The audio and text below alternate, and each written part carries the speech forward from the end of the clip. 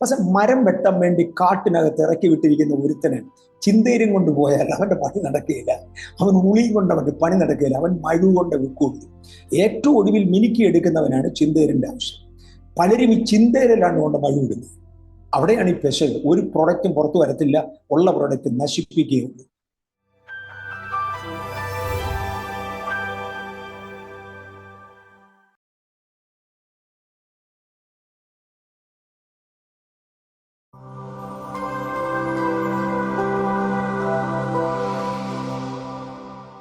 Aroma ടിവിയുടെ എല്ലാ മാന്യ ശ്രോതാക്കൾക്കും വേഗം വരുന്ന കർത്താവായ യേശുക്രിസ്തുവിന്റെ നാമത്തിൽ വന്ദനത്തെയും സ്വാഗതത്തെയും അറിയിക്കുന്നു. പ്രേക്ഷകരോടൊപ്പം വീണ്ടും ഒരുമിച്ച് ആയിരിക്കുന്നതിൽ ഞങ്ങൾക്ക് വളരെ സന്തോഷമുണ്ട്. കഴിഞ്ഞ ദിവസങ്ങളിലൊക്കെ നിങ്ങളോടൊപ്പം അഭിമുഖ സംഭാഷണത്തിൽ പങ്കെടുക്കുവാൻ നമ്മൾ ക്ഷണം സ്വീകരിച്ച് ജോയിൻ ചെയ്തത് കർത്താവിൻ്റെ വിലപ്പെട്ട ദാസൻ, ബാംഗ്ലൂർ ബദേൽ AG സഭയുടെ സീനിയർ ശുശ്രൂഷകനായിരിക്കുന്ന റവറൻ ഡോക്ടർ MA വർഗീസ് അങ്കിളായിരുന്നു. കർത്താവിൻ്റെ ദാസൻ ഒരുപാട് ചോദ്യങ്ങൾക്ക് മറുപടി പറയുകയുണ്ടായി. അനേക പ്രിയപ്പെട്ടവർക്ക് പല വിഷയങ്ങളിലും അതിൻ്റെ സത്യ അവസ്ഥ മനസ്സിലാക്കുന്നതിനും അത് സഹായകരമായി തീർന്നു എന്ന് തന്നെയാണ് ഞങ്ങളുടെ പൂർണ്ണമായ വിശ്വാസം.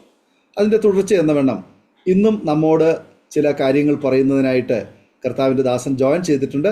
ആകയാൽ നമുക്കെവർക്കും ഈ വീഡിയോ പൂർണ്ണമായി കാണുകയും കേൾക്കുകയും ചെയ്യാം. വീഡിയോ കാണാതെ വിമർശനങ്ങൾ പറയുന്നതിനേക്കാൾ ഉപരി ശ്രദ്ധിച്ച് കേട്ടതിന് ശേഷം അതിൽ നിങ്ങൾക്ക് കമൻറ്റുകൾ രേഖപ്പെടുത്തുന്നതിന് യാതൊരു തടസ്സവുമില്ല. ആകയാൽ നാം എല്ലാവരും ശ്രദ്ധയോടെ പ്രാർത്ഥനയോടെ ആയിരിക്കുമ്പോൾ കർത്താവിൻ്റെ വിലപ്പെട്ട ദാസൻ റവറൻ ഡോക്ടർ MA വർഗീസ് അങ്കിളിനെ ഒരു പ്രാവശ്യം കൂടി അരോമ ടിവിയുടെ പ്രേക്ഷകരോടൊപ്പം സമയം ചെലവഴിക്കുന്നതിനായിട്ട് ഞങ്ങൾ സ്വാഗതം ചെയ്തോളൂ. പ്രൈസ് ലോർഡ് അങ്കിളെ.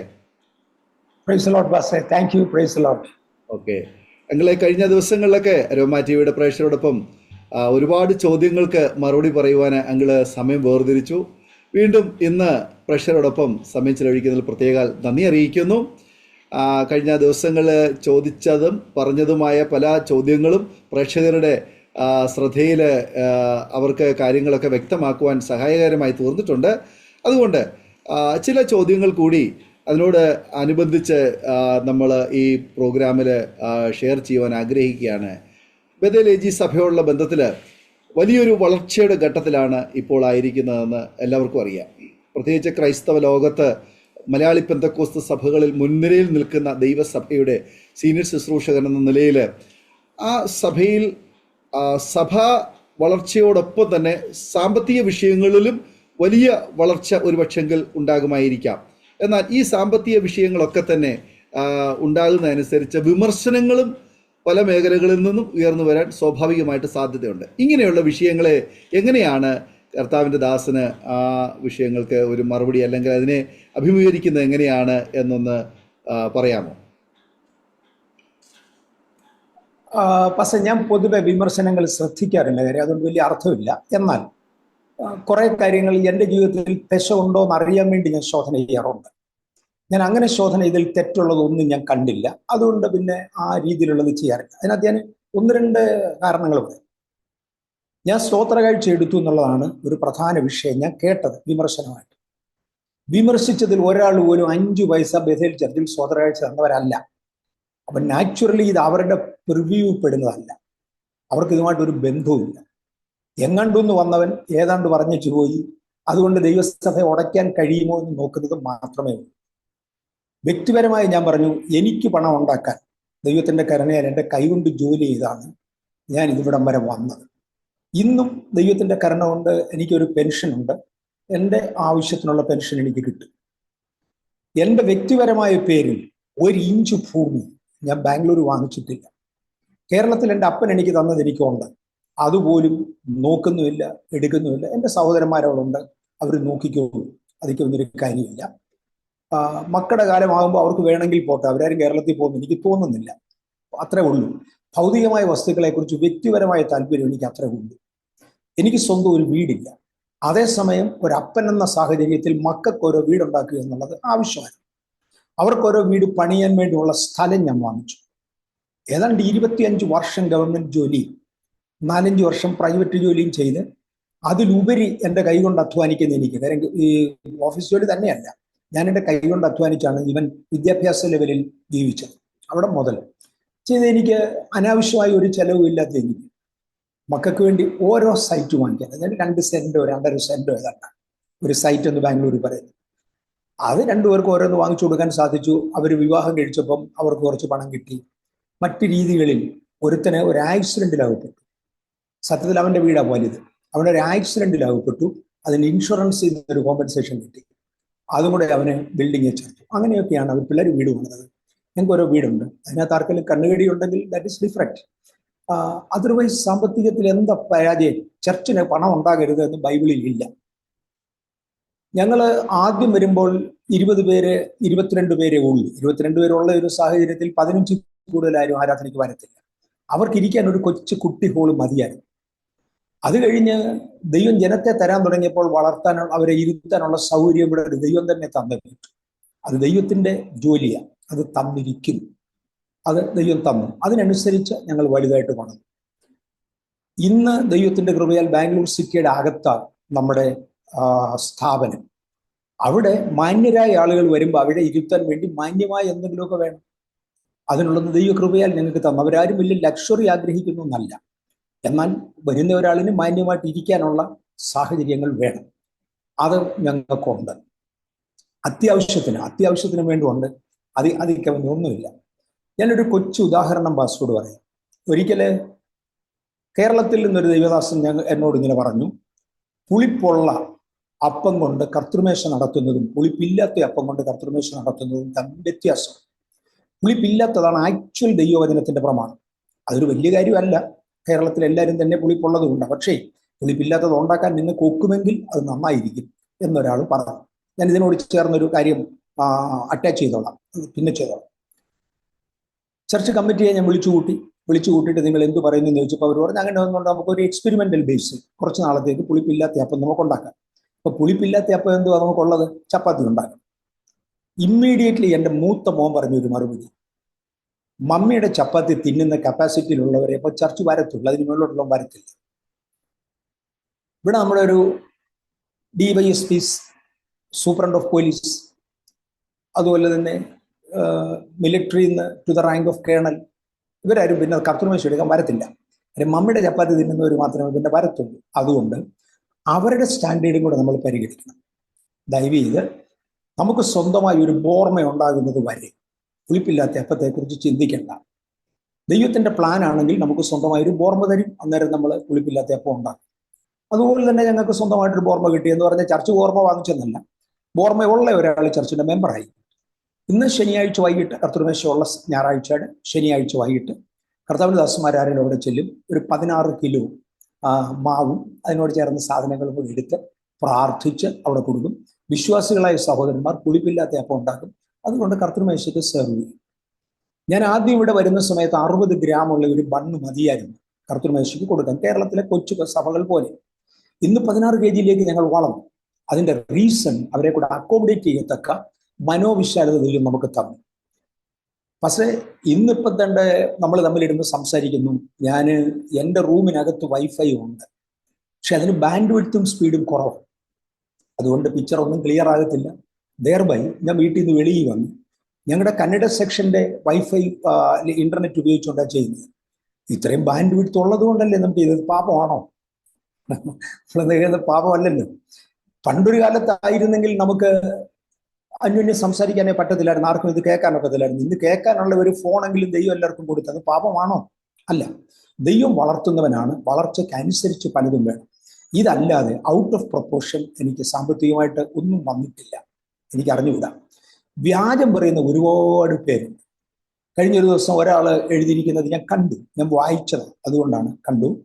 ചാക്കിനകത്ത് പൈസ കെട്ടി ബാങ്കിൽ കൊണ്ടുവച്ചിട്ടുണ്ട്. ആ പുള്ളിക്ക് ബാങ്കിനെ കുറിച്ചൊന്നും അറിയത്തില്ല, പൈസ ഇടുന്നതിനെ കുറിച്ചൊന്നും അറിയത്തില്ല, എഴുതാൻ മാത്രം അറിയാം. എവിടെയെങ്കിലും 10ാം ക്ലാസ് വരെ പഠിച്ചു കാണും, എനിക്കറിഞ്ഞില്ല. ഇതെല്ലാം വെറും വ്യാജ പ്രസ്താവനകൾ. യേശു ഉയർത്തെഴുന്നേറ്റു എന്ന് കേട്ട ഉടനെ മോട്ടിച്ചോണ്ട് പോയതാണെന്ന് പറഞ്ഞ കള്ളക്കഥ ഉണ്ടാക്കി. അതാ ലോകം. അപ്പം പിന്നെ എന്നെ കുറിച്ച് കള്ളക്കഥ ഉണ്ടാക്കുന്നതിന് എന്താ? പിശാചിന്റെ കയ്യിൽ ഇണങ്ങിയ ആയുധങ്ങളായി ഒരുപാട് പേരുണ്ട്, അവർ കള്ളക്കഥ ഉണ്ടാക്കും.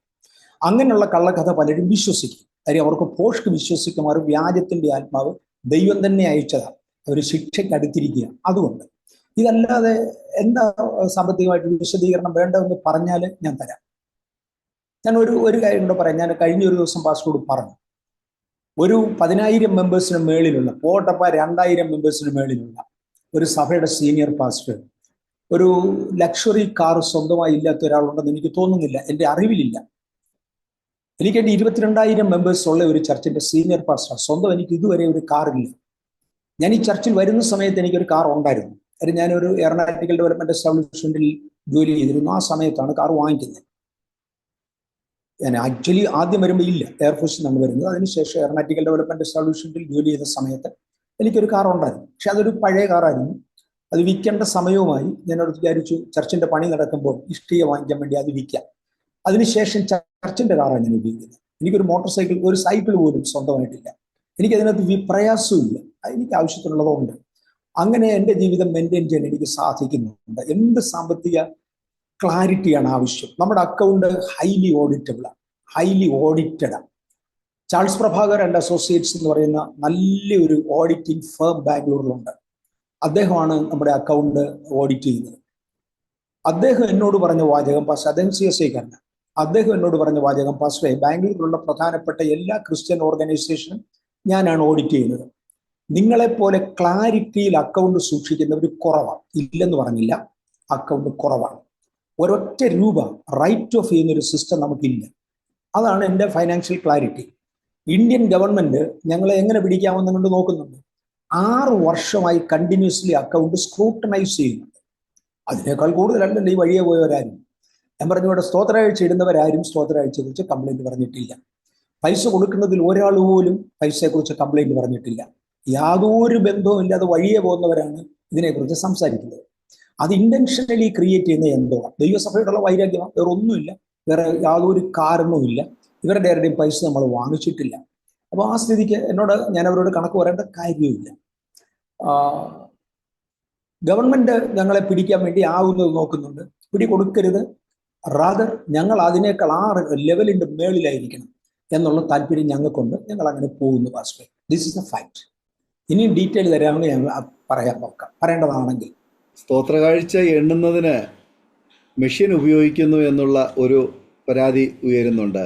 അത് സത്യം, അതായിരുന്നു ബൈബിളിലൊന്നും ഇല്ലല്ലോ. സ്തോത്രകാഴ്ച എണ്ണം മെഷീൻ ഉപയോഗിക്കുന്നത് ബൈബിളിൽ എവിടെയെങ്കിലും ഉണ്ടെങ്കിൽ ഒന്ന് കാണിച്ചു തന്നാൽ ഉപകാരമാണ്. ഈ സ്തോത്രകാഴ്ചയും മറ്റ് കാര്യങ്ങളും ഒക്കെ നമ്മൾ വളരെ കൃത്യതയോടുകൂടി സൂക്ഷിക്കാൻ ആ ഒരു ഉപകരണം സഹായകരമാവുകയല്ലേ ചെയ്യുന്നത്? ഏതാണ്ട് 7,000 രൂപ വിലയുള്ളൊരു ക്യാഷ് കൗണ്ടിങ് മെഷീൻ, ഏതാണ്ട് 7,000 രൂപ വിലയുള്ളൂ. കഴിഞ്ഞ ദിവസം ഞാൻ പറഞ്ഞു 2 സൈക്കിളിന്റെ വിലയുള്ളൂ. അത്രയും അഫോർഡ് ചെയ്യാൻ വയ്യാത്ത ഒരു ചർച്ച എന്ന് വിളിക്കരുത്, അതൊരു കൊച്ചു കൂടി വരവെന്ന് അതിനെ പറയാവുള്ളൂ. അത്രയും അഫോർഡ് ചെയ്യാൻ കഴിയും. ഒത്തിരി അക്യുറേറ്റ് ആയിട്ട് ചെയ്യാനും വിതിൻ്റെ ടൈം ഇത് പൂർത്തീകരിക്കാനും കഴിയും. എന്തിനാ കമ്പ്യൂട്ടർ വാങ്ങിച്ചു വെച്ചിരിക്കുന്നത്? എന്തിനാ ടൈപ്പ് റൈറ്റർ വാങ്ങിച്ചു വെച്ചിരിക്കുന്നത്? നല്ല ഹാൻഡ് റൈറ്റിംഗിൽ എഴുതിയാൽ പോരെ? അല്ല, അതിനേക്കാൾ മാന്യതയിൽ നമുക്ക് പോകണം എന്നുള്ളത് കൊണ്ടാണ് എല്ലാ ചർച്ചും വാങ്ങിക്കണമെന്ന് എൻ്റെ അഭിപ്രായം. എനിക്ക് തോന്നുന്ന ഞാൻ കഴിഞ്ഞ ദിവസം ഒന്ന് പറഞ്ഞു തോന്നുന്നു, കടകളിലൊക്കെ പോയാൽ, ഈ ചന്തയിലൊക്കെ പോയാൽ ചുണ്ണാമ്പ് വിൽക്കുന്ന കുറെ പെൺപിള്ളേർ കാണും, സ്ത്രീകൾ കാണും. അവർക്ക് ക്യാഷ് കൗണ്ടിങ് മെഷീൻ കാണത്തില്ല. മത്തിക്കാരന് പോലും ക്യാഷ് കൗണ്ടിങ് മെഷീൻ ഉണ്ട് പാസ്റ്ററെ. അവൻ പോലും ഇലക്ട്രോണിക് എക്യുപ്മെന്റ്സ് ഉപയോഗിക്കുന്നത്. അതിനേക്കാൾ താഴെയാണോ സഭ? നമ്മൾ സഭ എന്തായിട്ടാണ് പരിഗണിച്ചത്? ദൈവസഭയാണെങ്കിൽ അതിന്റെ മാന്യത വേണം. അവിടെ ക്യാഷ് കൗണ്ടിങ് മെഷീൻ ഒരു നല്ല കാര്യമാണ്, വേണം. അതിലെന്താ തെറ്റ്? അക്കൗണ്ട് സൂക്ഷിക്കാൻ ദൈവവചനം പഠിപ്പിക്കുന്നു, അക്കൗണ്ട് സൂക്ഷിക്കാൻ മനുഷ്യൻ പഠിപ്പിക്കുന്നു, അതിനിത് വേണം. അതിനെന്താ? അല്ല, ഇത് അരുതെന്ന് എവിടെയെങ്കിലും ബൈബിളിലുണ്ടോ? അതോ ഇവർ ആരെങ്കിലും പോലെ പുതിയ നിയമം ഉണ്ടാക്കിയിട്ടുണ്ടോ? നമ്മളിപ്പോൾ ഒരു ക്യാഷ് കൗണ്ടിങ് മെഷീൻ വാങ്ങിക്കണമെന്നില്ല, ഇവിടെ സ്വതന്ത്രമായിട്ട് ഇടാത്ത ഒരാളുടെ അടുക്ക പോയി അനുവാദം വാങ്ങിക്കേണ്ട കാര്യമൊന്നുമില്ലല്ലോ. നമ്മൾ അങ്ങനെ ചോദിക്കുന്ന എല്ലാത്തിനും മറുപടി പറയാൻ ഇരുന്നിട്ട് കാര്യമൊന്നുമില്ല. It is nobody's business. ഇത് ബദേലേജി സഭയിൽ മാത്രമല്ല, പല വളർച്ച മുൻപന്തിയിൽ നിൽക്കുന്ന സഭകളിലും സ്ഥാപനങ്ങളിലും ഒക്കെ ഇന്ന് നമ്മൾ കണ്ടുവരുന്ന ഒരു ഉപകരണമാണ് ക്യാഷ് കൗണ്ടിങ് മെഷീൻ. ഒരുമാതിരി മാന്യമായി എല്ലാ സഭയിലും ഉണ്ട്. ഒരുമാതിരി മാന്യമായി എല്ലാ സഭയിലും ഉണ്ട്. 3 പേരെയും കൊണ്ട് ജീവപര്യന്തം ഇരിക്കുന്നവർക്ക് ഇതിൻ്റെ ആവശ്യമില്ല. കാര്യം അത് ഉപദേശിക്കോ അല്ലെങ്കിൽ മുൻപ് നിൽക്കുന്ന ആർക്കെങ്കിലോ ചെലവിനുള്ള കാശാണ്, അവനത് ആർക്കും അക്കൗണ്ട് കൊടുക്കേണ്ട, പോക്കറ്റിലിട്ടോട്ട് പോയി, അതിൻ്റെ ആവശ്യമില്ല. മറ്റേതല്ല. It's a public organisation. അപ്പം ഈ ക്യാഷ് മെഷീൻ ഉപയോഗിക്കുന്നതിൻ്റെ ആവശ്യകത എന്താണെന്നുള്ളത് വ്യക്തമായി എന്ന് ഞാൻ പ്രേക്ഷകരുടെ ഭാഗത്ത് നിന്ന് മനസ്സിലാക്കി. എനിക്ക് തോന്നുന്നത് കഴിഞ്ഞ ദിവസം അരോമ TV പാസ്റ്റർ എൻ്റെ ആദ്യത്തെ ഇന്റർവ്യൂ ഇട്ട സമയത്ത് ഇപ്പൊ ക്യാഷ് കൗണ്ടിങ് മെഷീൻ വർക്ക് ചെയ്യുന്നുണ്ടോ എന്ന് ഒരാൾ ചോദിച്ചു. ഉണ്ട്, വർക്ക് ചെയ്യുന്നുണ്ട്. അതിനെന്താ ഡൗട്ട്? അഥവാ വർക്ക് ചെയ്ത് പോയാൽ ഞങ്ങൾ ഇത് റിപ്പയർ ചെയ്തെടുക്കും. ഈ പറയുന്നയാളിന് ആവശ്യമില്ല. കഴിഞ്ഞ ദിവസം ഞാൻ അമേരിക്കയിൽ നിന്ന് ഒരാൾക്ക് ചോദിച്ചുകൊണ്ട് പറഞ്ഞു, നിനക്ക് എന്തിനാ ക്യാഷ് അക്കൗണ്ടിങ് മിഷൻ ലാഭലേ ഉള്ളാനോ? നിനക്ക് സ്വതന്ത്രമായിട്ട് ഇടുന്ന ഒരു കാര്യമില്ല. പള്ളിയിൽ ആരും വരുന്നില്ല, 2 കീറിയ പായ പള്ളിയിലുണ്ട്, ഇതിന് എന്നെ എണ്ണാൻ അതിൻ്റെ ആവശ്യമില്ല. ഇതൊരു ചർച്ച, ആ മാനദണ്ഡത്തെ ചിന്തിക്കണം, അതിൻ്റെ താവോട്ട് പോകരുത്. ഓക്കെ, ഞങ്ങള് ക്യാഷ് മിഷനെ കുറിച്ചുള്ളതായ ആ ഒരു തെറ്റിദ്ധാരണ പ്രേക്ഷകർക്ക് മാറിയെന്നാണ് എൻ്റെ വിശ്വാസം. അതുപോലെ തന്നെ മറ്റൊരു സംശയം ഉന്നയിക്കുന്നത്, പിച്ചക്കാശ് എന്ന ഒരു പ്രയോഗം എപ്പോഴോ അങ്കിള് മെസ്സേജിൽ പറഞ്ഞു. അതിനോടനുബന്ധിച്ച് അത് പലരും നമ്മുടെ വീഡിയോയുടെ കമൻറ്റ് ബോക്സിൽ ഒരു പരാതിയായിട്ട് പറഞ്ഞിട്ടുണ്ട്. എന്താണ് അതുകൊണ്ട് അങ്കിൾ ഉദ്ദേശിക്കുന്നത് എന്ന് ഒന്ന് ക്ലാരിഫൈ ചെയ്യാമോ? പക്ഷേ ദൈവത്തിന് കൊടുക്കുന്നത് ഏറ്റവും നല്ലത് കൊടുക്കണമെന്നും അത് തുറന്ന മനസ്സിൽ നിന്നായിരിക്കണമെന്നും ഞാൻ വിശ്വസിക്കുന്നു, അതുപോലെ പഠിപ്പിക്കുന്നു. ദൈവത്തിന് കൊടുക്കുന്നത് ചുരുണ്ടതും കീറിയതും പറഞ്ഞതും കൊടുക്കരുത്. അത് പിച്ചക്കാശ. ഇതാ ഞാൻ പറഞ്ഞത്. നമ്മൾ ധർമ്മം കൊടുക്കുന്നതിന്, അല്ലെങ്കിൽ വഴിയിൽ വന്ന ഒരു ഭിക്ഷക്കാരൻ്റെ കയ്യിൽ, വീട്ടിൽ വന്ന ഒരു ഭിക്ഷക്കാരന് കൊടുക്കുന്നതിന് ഭിക്ഷ കൊടുക്കുക എന്നാണ് മലയാളത്തിൽ പറയുന്നത്. എനിക്കൊന്ന്, ഞാൻ പൊതുവെ ശുദ്ധമായ ഭാഷയാണ് ഉപയോഗിക്കുന്നത്. ഭിക്ഷ എന്നാണ് അതിനെ വിളിക്കുന്നത്. പക്ഷേ എന്നും വന്നു കയറുന്ന ഒരുത്തിനെ ഒഴിവാക്കാൻ വേണ്ടി അവനൊരു 4 അണ ഇട്ട് കൊണ്ടുപോകുമെന്നും പറഞ്ഞൊരു 4 അണ ഇടുന്നതിനെയാണ് പിച്ചക്കാശ് എന്ന് വിളിക്കുന്നത്. നിന്റെ ശല്യം വയ്യ, എന്നും പാസ്റ്റർ തന്റെ കഞ്ഞി എടുത്തുകൊണ്ട് വരിക, അല്ലെങ്കിൽ കൊട്ട എടുത്തു വരിക, അല്ലെങ്കിൽ ചട്ടി എടുത്തു വരിക, എനിക്ക് കാശിടുന്നു. ഇയാൾ അങ്ങ് കൊണ്ടുപോട്ടെന്നും പറഞ്ഞുകൊണ്ട് ഇടുന്നതിനെയാണ് പിച്ചക്കാശ് എന്ന് വിളിക്കുന്നത്.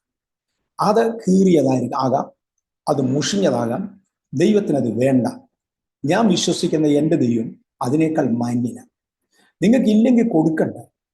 ദൈവത്തിന് ഏറ്റവും താല്പര്യമുള്ള നമ്മുടെ തുറന്ന മനസ്സാണ്. 2 കാശിട്ട് ഒരു വിധവയെ കർത്താവ് അഭിനന്ദിച്ചു. അവിടെ കാശെല്ലാം വീട്ടിൽ വെച്ചു വെറും 2 പൈസ ഇവിടെ കൊണ്ടിട്ട നല്ലതിൻ്റെ അർത്ഥം അവൾക്കുള്ളതിൻ്റെ കംപ്ലീറ്റ്, അവിടെ ജീവനാംശം മുഴുവനും, അവിടെ മനസ്സ് അത്രയും തുറന്നതാണ്. അതാണ് ദൈവം പ്രതീക്ഷിക്കുന്നത്. അല്ലാതെ കാശെല്ലാം വീട്ടിൽ വെച്ചത് 2 പൈസ ഇവിടെ കൊണ്ടിട്ടെന്നല്ല. ഞാൻ കൊടുക്കുന്ന സ്തോത്ര കാഴ്ച എൻ്റെ വരുമാനത്തിനും എൻ്റെ ആരോഗ്യത്തിനും എൻ്റെ ജീവിതശൈലിക്കും അനുവാദമായിരിക്കും. മാത്രമല്ല, സ്തോത്രയാഗം എന്നൊക്കെ അതിനെ വിളിക്കുന്നവരുണ്ട്. സ്തോത്ര കാഴ്ച എന്ന് പറയുന്നത് തന്നെ ഇതൊരു യാഗമായി ചിത്രീകരിക്കുന്നവരുണ്ട്. യാഗമെന്ന പദത്തിന്റെ പ്രത്യേകത മുറിവേൽക്കാതെ യാഗമില്ല. എനിക്ക് 10 ലക്ഷം രൂപ വരുമാനം ഉള്ളപ്പോൾ, വ്യക്തിപരമായി എനിക്ക് 10 ലക്ഷം രൂപ ഒരിക്കലും വരുമാനമില്ല ഉള്ളപ്പോൾ, 1000 രൂപ സ്തോത്ര കാഴ്ച ഇടുന്നത് എനിക്കൊരു വലിയ കാര്യമല്ല, എനിക്കത് മുറിവേക്കാനില്ല. പക്ഷെ 5000 രൂപ മാത്രം വരുമാനം ഉള്ളപ്പോൾ ഞാൻ 1000 രൂപ സ്തോത്ര കാഴ്ച ഇടുകയാണെങ്കിൽ അതൊരല്പം മുറിവുള്ളതാണ്. കാര്യം ആ ആഴ്ചത്തെ ബാക്കി എൻ്റെ കാര്യം തീരുമോ എന്നറിയത്തില്ല. ദൈവ കരുണയാൽ ഞാനത് വിശദീകരിക്കാൻ ആഗ്രഹിക്കുന്നില്ല. ആ ലെവലിൽ മുറിവേറ്റു സ്തോത്ര കാഴ്ച എനിക്ക് എല്ലാ ആഴ്ചയും കഴിയും. അതുകൊണ്ടാണ് പാസ്റ്റർ ചർച്ച് വളർന്നത്. അല്ലെങ്കിൽ എൻ്റെ കൂടെ സ്നാനപ്പെട്ടവര്, ഞാൻ സ്നാനപ്പെട്ട ആ കാലഘട്ടങ്ങളിൽ സ്നാനപ്പെട്ടവർ ഉപദേശിമാരായിട്ട് പലരുണ്ട്. ഒരാൾ പോലും വളർന്ന് ഞാൻ കണ്ടില്ല. കേരളത്തിന്റെ ഒരു സാഹചര്യത്തിൽ ദൈവത്തിനൊന്നും കൊടുക്കരുത്. ഈ മേരിപോര് ബാംഗ്ലൂർ വന്ന് പ്രസംഗിക്കുന്ന കൂട്ടത്തിൽ പറയുമായിരുന്നു, ഒരിക്കൽ നാണയങ്ങളെല്ലാം കൂടെ ഒരു തർക്കം നടത്തി, ഞാനാണ് വലുത്, എനിക്ക് ഒത്തിരി വാല്യൂ ഉണ്ടെന്ന് പറഞ്ഞ് 100 രൂപ എഴുന്നേറ്റ് പറഞ്ഞു. കൂടുതൽ ആളുകളുടെ കയ്യിൽ ഞാനായിരിക്കുന്നെന്ന് പറഞ്ഞുകൊണ്ട് 10 രൂപ എഴുന്നേറ്റ് പറഞ്ഞു. ഈ സമയത്ത് 2 കാലങ്ങളിൽ നടുക്ക് കിഴുത്തുള്ള ഒരു കാലണ എഴുന്നേറ്റ് പറഞ്ഞു, ഞാനാണ് അനുഗ്രഹിക്കപ്പെട്ടത്. എന്നും പള്ളിയിലാണ് എൻ്റെ സ്ഥാനം. കാര്യം ആരുടെ കിട്ടിയാലും അവർ ഇവിടെ കൊണ്ട് സ്വതരാക്കി ഇട്ടേച്ചു പോകും. എല്ലാ ഞായറാഴ്ചയും അച്ഛൻ കിഴക്കോട്ട് തിരിഞ്ഞ് ഇതെടുത്താണ് ദൈവത്തെ സ്തുതിക്കുന്നത്. അതുകൊണ്ട് നാണയങ്ങളുടെ കൂട്ടത്തിൽ ഏറ്റവും അനുഗ്രഹിക്കപ്പെട്ടത് ഞാനാണ്. ഇത് മെരുവൂര് ആരും അങ്ങനെ ചെയ്യാൻ പറഞ്ഞതല്ല, ചെയ്യരുതെന്ന് പറഞ്ഞതാണ്. നമ്മൾ ദൈവത്തെ മാനിക്കണം. ഈ ദൈവത്തെ മാനിക്കാൻ കഴിയാത്തവന്റെ കയ്യിൽ നിന്ന് നമുക്കെന്തിനാ കാശ്? അതില്ലാതെ നമ്മുടെ കാര്യം നടക്കുമല്ലോ. ദൈവത്തെ മാനിക്കുന്നവരുണ്ട്, അവരെ പ്രോത്സാഹിപ്പിക്കുക, അവരെ പോലെ ആകുക. ദൈവം അവരെ അനുഗ്രഹിക്കുന്നത് കാണും. പക്ഷെ ഞാൻ ബഥേലേജി ചർച്ചിൽ വരുന്ന സമയത്ത് എനിക്കൊരു മോട്ടോർ സൈക്കിൾ ഉണ്ടായിരുന്നു. ആദ്യത്തെ ദിവസം കൂടെ വരുമ്പോൾ എനിക്കൊരു മോട്ടോർ സൈക്കിൾ ഉണ്ട്. ഈ ചർച്ചിൽ ഞാൻ ഒഴിച്ചാൽ ബാക്കി ഏറ്റവും ധനികനായ മനുഷ്യൻ, പേര് പറയുന്നില്ല, ഇപ്പോഴും അദ്ദേഹം ഇവിടെ ഉണ്ട്. അദ്ദേഹത്തിനുള്ളത് ഒരു സൈക്കിളായിരുന്നു, ഒരു തുരുമ്പിച്ച ഹെർക്കുലിസ് സൈക്കിൾ. അതായിരുന്നു ഞങ്ങളുടെ ചർച്ചിന്റെ ആകെ വാഹനം. ഞാൻ ഓർക്കുന്നുണ്ട്, ഞാൻ ഇവിടെ വന്ന സമയത്ത് ചർച്ചിന്റെ സെക്രട്ടറി എന്നോട് പറഞ്ഞു, ചർച്ചിന് ആകെപ്പാടെ ഒരു കൊച്ച് ആസ്പെക്ട് ഷീറ്റുള്ള ബിൽഡിങ്ങാണ്. ഇതിന്റെ ഫ്രണ്ടിലോട്ട് ഒരു ആസ്പെക്ട് ഷീറ്റ് കൂടി ഇട്ട് ഒരു ചെറിയ ഷെഡ് പിടിച്ച് പാസ്റ്റർ മോട്ടോർ സൈക്കിൾ അതിനകത്ത് വെക്കണം. കാര്യം വഴിയെ പോകുന്നവർ, ഇവിടെ മോട്ടോർ സൈക്കിൾ ഉണ്ട്, അല്ലെങ്കിൽ ഇച്ചിരൂടെ ലെവലുള്ളവർ ഈ ചർച്ച് വരുന്നത് കണ്ടാൽ ആ ലെവലിലുള്ള ആരെങ്കിലും വരും എന്നോട് പറഞ്ഞത് എനിക്ക് ഓർമ്മയുണ്ട്. പക്ഷെ ഇന്ന് നമുക്ക് ദൈവത്തിന്റെ വലിയ കരുണയാൽ പട്ടണത്തിന്റെ നടുക്ക് 6 ഏക്കർ സ്ഥലമുണ്ട്. പട്ടണത്തിന്റെ നടുക്ക് മലയാളം സെക്ഷന് ഒരു 3.5 ഏക്കറും ഇംഗ്ലീഷ് സെക്ഷന് ഒരു 3 ഏക്കറും 6.5 ഏക്കറുണ്ട്. അതിൽ ഒരു 1/2 ഏക്കറോളം നമുക്ക് യൂസ് ചെയ്യാൻ ഒക്കാതെ ഒരു ഓടയുടെ ഒരു മറുവശത്തായിട്ട് കിടക്കുക. ഇച്ചിരി ലാൻഡ് ഡെവലപ്പ് ചെയ്യുമ്പോൾ അത് യൂസ് ചെയ്യാറായി വരും. 6 ഏക്കർ സ്ഥലമുണ്ട്. അവിടെ 4 സെക്ഷനായിട്ടാണ് ഇന്ന് പാർക്കിംഗ്. നമ്മുടെ ആരാധന 4 സെക്ഷനായിട്ട്. ഞാൻ വല്ലപ്പോഴും ഒക്കെ പറയാറുണ്ട്, വലിയ കാറുള്ളവരെല്ലാം കൂടെ ഒരു സെക്ഷന് വരല്ലേ, അതിന് റോഡും കൂടെ ബ്ലോക്കാണ്. ഇത്രയും ദൈവം നമുക്ക് തന്നു. ഞായറാഴ്ച രാവിലെ കർണാടക ഗവൺമെന്റിന്റെ പോലീസാണ് വന്ന് ട്രാഫിക് ഒരളവിൽ കൺട്രോൾ ചെയ്തത്. നമുക്ക് 10-20 പേരുണ്ട് ട്രാഫിക് കൺട്രോൾ ചെയ്യാൻ. ഒരാൾ പോലും അഹങ്കരിച്ചിട്ടില്ല, ഒറ്റയാൾ പോലും അഹങ്കരിച്ചിട്ടില്ല. ഡോക്ടർ PG വർഗീസ് പണ്ടൊരിക്കൽ പറഞ്ഞതുപോലെ, ഞാൻ ദാരിദ്ര്യത്തിൽ വന്നിട്ടുണ്ട്, ദാരിദ്ര്യമില്ലാതെയും വന്നിട്ടുണ്ട്. രണ്ടും കൂടെ താരതമ്യം ചെയ്ത ദാരിദ്ര്യമില്ലാത്തതാണ് നല്ലത്. ആരെങ്കിലും ദാരിദ്ര്യത്തിൽ ജീവിക്കുന്ന നല്ലതെന്ന് തോന്നുന്നെങ്കിൽ നിങ്ങളുടെ വസ്തുതകളെല്ലാം കൂടെ വല്ല അനാഥശാലയ്ക്ക് എഴുതി കൊടുത്തിട്ട് റോഡർബിൽ ഒന്ന് ജീവിച്ച് കാണിയില്ല, എന്നിട്ട് പറ. അതൊരു ചുമ്മായിരിക്കും. എല്ലാവരും മനുഷ്യന്റെ കയ്യിൽ നിന്ന് കാശ് പിടുങ്ങുക. അതിന് ഒരു ശുശ്രൂഷയും ചെയ്യാതെ. ശുശ്രൂഷ ഉണ്ടെങ്കിൽ റിസൾട്ട് ഉണ്ട്. റിസൾട്ട് ഇല്ല എന്ന് പറയുന്നതിന്റെ അർത്ഥം ഒരു ശുശ്രൂഷ ഇല്ലെന്ന്. എന്നിട്ട് അവരാണ് പറയുന്നത് സ്വതരാഴ്ച ജീവിച്ചു, MS കാശെടുത്തു. എന്ത് ചെയ്യും? ഞാൻ ഒരു പ്രാവശ്യം കൂടെ പറയാം. പ്രത്യേകിച്ചും ഈ ചാക്കിനകത്ത് കെട്ടി വെച്ചിരിക്കുന്നു എന്നൊക്കെ പറയുന്ന പുള്ളികൾ, ബാംഗ്ലൂർ പട്ടണം ഒത്തിരി അങ്ങ് സ്ഥലം വാങ്ങിച്ചിട്ടു എന്ന് പറയുന്നവരെല്ലാം കേക്കത്താണ്. എൻ്റെ വ്യക്തിപരമായ പേരിൽ ബാംഗ്ലൂർ പട്ടണത്തിലുള്ള സകലരും ബ്ലാങ്കിൽ നിങ്ങളുടെ പേരിൽ എഴുതി രജിസ്റ്റർ ചെയ്യാം. എനിക്ക് സിമ്പിൾ 1 കോടി രൂപ ഇവിടെ 1 കോടിക്ക് ഒരു വീട് കിട്ടത്തില്ല. എനിക്ക് 1 കോടിതാ. അവർ അതിനേക്കാൾ താമസം ഷെഡ് കിട്ടില്ലെന്നല്ല, ഒരുമാതിരി മാന്യമായ ഒരു വീട് ഇന്ന് ബാംഗ്ലൂർ സിറ്റിക്ക് അകത്ത് വേണമെങ്കിൽ 1 കോടിക്ക് മേളിലാവും. 1.3, 2 crores, 4 crores ഒക്കെയാണ് ഇന്ന് നല്ല വീടുകൾ. അത് വേണ്ട. 1 കോടി രൂപ നിങ്ങൾ എനിക്ക് തന്നെ എൻ്റെ പേരുള്ള കംപ്ലീറ്റ് അങ്ങ് എടുത്തു. ഇല്ലയോ? 50 ലക്ഷം തന്നെ. എന്നിട്ട് എൻ്റെ പേരിലുള്ള കംപ്ലീറ്റ് അങ്ങ് എടുത്തു. ഒറ്റയാളിന് എൻ്റെ ഇടം കൊണ്ടേ വാ, ഒന്ന് കൊണ്ടുപോകും, മൊത്തം കൊണ്ടുപോകും. ചുമ്മാ അനാവശ്യം പറഞ്ഞു നടക്കുന്നത് അത് ഈ ദൈവത്തെ കളിയാക്കാൻ. അല്ലേ, എവിടെയോ ഇതൊക്കെ കേട്ട് കഴിഞ്ഞാൽ ഈ എന്തോ വാട്ട് യു കോൾ സാമ്പത്തികമായി ദൈവം ഒരാളിനെ അനുഗ്രഹിച്ചു എന്ന് പറയുമ്പോൾ അസൂയുള്ള ഒരുപാട് പേരുണ്ട്. ഈ സമ്പത്തിന്റെ പുറകെ തന്നെ ജീവിക്കുന്ന ജനമുണ്ട്, അവർക്ക് അസൂയ വരും. അപ്പൊ ഇങ്ങനെയുള്ള കുറെ പേരെ ടോണ്ട് ചെയ്തുകൊണ്ടിരിക്കുക എന്നുള്ളതിൽ കവിഞ്ഞ് ഇതിനകത്ത് യാതൊരു അർത്ഥവുമില്ല. ഇതിനെ കണ്ട ഗുണ്ടകളെല്ലാം വരും. നിന്റെ ഒരുപാടുണ്ടെന്ന് പറഞ്ഞ് എനിക്ക് 1000, എനിക്കിത് 5000 എന്ന് പറഞ്ഞ് ഗുണ്ടകൾ വരും. ഇതല്ലാതെ ഇതുകൊണ്ട് ഒരു അർത്ഥമുള്ളതല്ല. ഇതിന് ഈ ആർഗ്യുമെന്റിനകത്ത് ഒന്നും ഉള്ളതല്ല. പാസ്റ്ററിനോട് ചോദിച്ചു, ഞാൻ തുറന്നു പറഞ്ഞു. അല്ല, എന്തിന്റെ എക്സ്പ്ലനേഷനാണ് നിങ്ങൾ ഏത് രേഖപ്രകാരം എൻ്റെ പണം ഉണ്ടെന്ന് പറയുന്നു? വ്യക്തിപരമായിട്ട് ചർച്ചിനുണ്ട്. കാര്യം ചർച്ച് ദൈവത്തിന്റെ വകയാണ്, അത് വളർത്തുന്ന ദൈവത്തിന്റെ പണിയാണ്. ദൈവം അത് ചെയ്യും. ഞാൻ ദൈവത്തോട് സഹകരിക്കും. എൻ്റെ മേലുള്ള വിളി എന്തോ എന്ന് എനിക്ക് നന്നായിട്ട് അറിയാം. 3 പേരെയും കൊണ്ട് പോകാനല്ല ദൈവം എന്നെ വിളിച്ചത്. ഞാൻ ആദ്യത്തെ ദിവസം തന്നെ പറഞ്ഞു, ലോകത്തിന്റെ പട്ടാളത്തിലും ദൈവത്തിന്റെ പട്ടാളത്തിലും ഒരുപോലെ സെർവ് ചെയ്യാൻ പറഞ്ഞാണ് ഞാൻ സ്നാനപ്പെട്ട അന്ന് എന്നെ വിട്ടത്. വർഷങ്ങൾ കഴിഞ്ഞിട്ടാണ് ഇതിൻ്റെയൊക്കെ അർത്ഥഗൗരവം മനസ്സിലാകുന്നത്. ലോകത്തിന്റെ പട്ടാളത്തിൽ ആദ്യം ഓരോ ട്രെയിനിങ് കഴിഞ്ഞെങ്കിൽ മാത്രമേ ഓരോ പുതിയ ലെവലിലേക്ക് ഉയരത്തുള്ളൂ.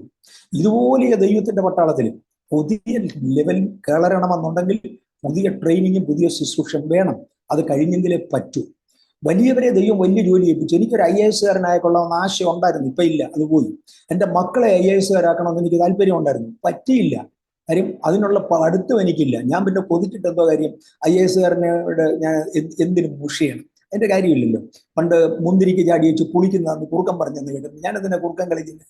Thank you. 2000 വർഷങ്ങൾക്ക് മുൻപ് 2 കാശിട്ട വിധവയെക്കുറിച്ച് കർത്താവായ യേശുക്രിസ്തു വളരെ വ്യക്തമായിട്ട് എടുത്തു പറയുന്ന ഒരു കാര്യമാണ്. വാസ്തവത്തിൽ 2000 വർഷത്തിന് മുൻപ് 2 കാശെന്ന് പറയുന്നത് ഇന്നത്തെ 2 രൂപയോട് ഒരിക്കലും കമ്പയർ ചെയ്യാൻ പറ്റുന്ന ഒരു സംഗതിയല്ല. പക്ഷേ ആ സഹോദരിയെ ഇന്നത്തെ കാഴ്ചപ്പാട് വെച്ചിട്ട് അവർ 2 കാശ് ഇട്ടു, അവരെ പിച്ചക്കാരി എന്ന് ആക്ഷേപിച്ചു എന്ന നിലയിലാണ് ആ ഒരു പ്രസ്താവനയെ പലരും എടുത്ത് കാണിക്കുന്നത്. വാസ്തവത്തിൽ അങ്ങനെ ഒരു പദം ഞാൻ പറഞ്ഞിട്ടില്ല. അത് അൺനെസസറിലി ക്രിയേറ്റഡ് ആണ്, ദുരുദ്ദേശത്തോടുകൂടെ ക്രിയേറ്റ് ചെയ്തതാണ്. അങ്ങനെ ഒരു പദം ഞാൻ പറഞ്ഞിട്ടില്ല, അങ്ങനെ ഒരു അർത്ഥവും ഞാൻ പറഞ്ഞിട്ടില്ല. 2 കാശിട്ട വിധവയുടെ കാര്യം ഞാൻ തൊട്ടിട്ടില്ല എൻ്റെ മെസ്സേജസ്. ഓക്കെ. അപ്പോൾ ആ ഒരു കമൻറ്റ് വന്നതുകൊണ്ടാണ് അങ്ങനെ ഒരു ചോദ്യം ചോദിച്ചത്. തീർച്ചയായിട്ടും അതിന് ഒരു വ്യക്തമായ മറുപടി ലഭിച്ചു എന്ന് ഞാൻ മനസ്സിലാക്കുന്നു. അനുഗ്രഹവും ശാപവും എന്ന വിഷയത്തെക്കുറിച്ച് പൊതുവെ അങ്കിളുടെ പഠിപ്പിക്കലുകളെ പല വിമർശനങ്ങളും ശ്രോതാക്കളുടെ ഭാഗത്ത് നിന്ന് ഉയർന്നു വന്നിട്ടുണ്ട്. അതിനെക്കുറിച്ച് ഒരു വിശദീകരണം ഒന്ന് പറയാമോ? കഴിഞ്ഞ വീഡിയോയിൽ അങ്കിൾ കുറച്ച് കാര്യങ്ങൾ പറഞ്ഞതാണ്, എങ്കിലും ഈ വീഡിയോയിൽ അല്പം കൂടി ചില കാര്യങ്ങൾ അതിൻ്റെ പ്രസക്തിയെക്കുറിച്ച് ഒന്ന് പറയാമോ? പക്ഷേ അനുഗ്രഹവും ശാപവും എന്നുള്ള വിഷയം ഞാനൊരു ക്ലാസ് ആയിട്ട് എടുക്കാറുണ്ട്. സാധാരണഗതിയിൽ 3 ദിവസം കൊണ്ടാണ് ആ ക്ലാസ് തീരുന്നത്. പകൽ 3 മണിക്കൂറും രാത്രി 2 മണിക്കൂറും, ഒരു ദിവസം 5 മണിക്കൂർ വീതം 3 ദിവസം കൊണ്ട് ഏതാണ്ട് 15 മണിക്കൂർ കൊണ്ടാണ് ഞാനത് പഠിപ്പിക്കുന്നത്. അതെല്ലാം കൂടെ നമ്മൾ അരമണിക്കൂർ കൊണ്ട് പറയുന്നത് എളുപ്പമല്ല. ഞാനതിൻ്റെ ബേസിക് കൺസെപ്റ്റ് മാത്രം നോക്കാം.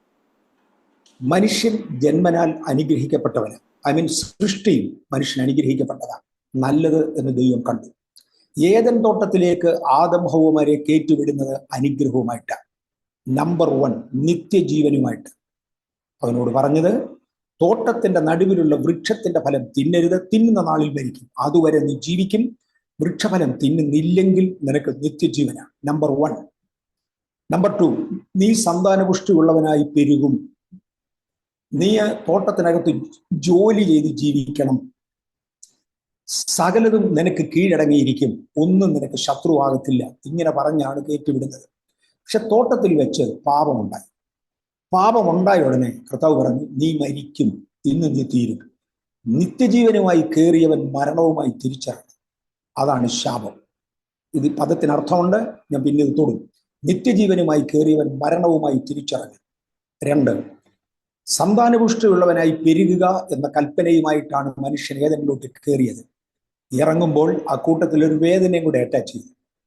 നിനക്ക് സന്താനപുഷ്ടി ഉണ്ട്, പക്ഷെങ്കിൽ വേദനയോടെ മക്കളെ പ്രസവിക്കത്തുള്ളൂ. ഒരു ശാപമാണത്. അതും കൂടെ അറ്റാച്ച് ചെയ്തു, അല്ലെങ്കിൽ ശാപം ഇല്ലായിരുന്നു. 3, നിന്റെ ആശ നിന്റെ ഭർത്താവിനോടാകും. ഏതാണ്ട് ഒന്നിന് സബ്ജക്റ്റ് ചെയ്യപ്പെടുക, കീഴടങ്ങിപ്പോവുക എന്ന ആശയം. 4, നിനക്കും സർപ്പത്തിനും തമ്മിൽ ഞാൻ ശത്രുത്വം ഉണ്ടാകും. ഇതൊക്കെയാണ് ശാപത്തിന്റെ ലക്ഷണങ്ങൾ. ഈ ശാപങ്ങളാണ് നമുക്ക് പൊട്ടിക്കാനുള്ളത്. MA വർഗീസ് ആവുന്നത് നോക്കിയാൽ ശാപം പൊട്ടത്തില്ല. ഈ ശാപം പൊട്ടിക്കുക എന്നുള്ളതിനകത്ത് ഇതിനകത്ത് ഞാൻ പറഞ്ഞല്ലോ, ഞാനിതൊരു 3 ദിവസം എങ്കിലും, ചിലയിടത്ത് 5 ദിവസം കൊണ്ട് എടുക്കുന്ന ക്ലാസ്സായത്. MA വർഗീസ് എത്ര നോക്കിയാലും ശാപം പൊട്ടത്തില്ല. കാരണം ആകാശവും ഭൂമിയും ഉള്ളിടത്തോളം കാലം ഇതുണ്ട് എന്ന് പറഞ്ഞ് ആവർത്തന പുസ്തകത്തിൽ അബ്രഹാമിന്റെ സന്തതിക്ക് ദൈവം കൊടുക്കുന്ന കൽപ്പനകളിൽ ആകാശത്തെയും ഭൂമിയെയും സാക്ഷി നിർത്തിയാണ് അനുഗ്രഹവും ശാപവും ഇങ്ങോട്ട് കൊടുത്തത്. അപ്പൊ ആകാശവും ഭൂമിയും ഉള്ളിടത്തോളം കാലം ഇത് മാറത്തില്ല. ഇതുപോലെ തന്നെ വെളിപ്പാട് പുസ്തകം 21-ാമത്തെ അധ്യായത്തിൽ ഇന്നുള്ള ആകാശവും ഇന്നുള്ള ഭൂമിയും മാറി, പുതിയ ആകാശവും പുതിയ ഭൂമിയും വന്നു. അത് കഴിഞ്ഞ് 22-ാമത്തെ അധ്യായത്തിൽ പറഞ്ഞു, ഇനി യാതൊരു ശാപവും ഉണ്ടാകത്തില്ല. അപ്പൊ അന്ന് വരെ ഉണ്ടാകും. പിന്നെ MA വർഗീസ് എന്തുവായി ചെയ്യുന്നത്? ഒരു താൽക്കാലിക പരിഹാരം മാത്രമേ ഉള്ളൂ. വിശന്ന് നടക്കുന്ന ഒരുത്തന് എത്ര ആഹാരം കൊടുത്താലും പിന്നെ വിശക്കും.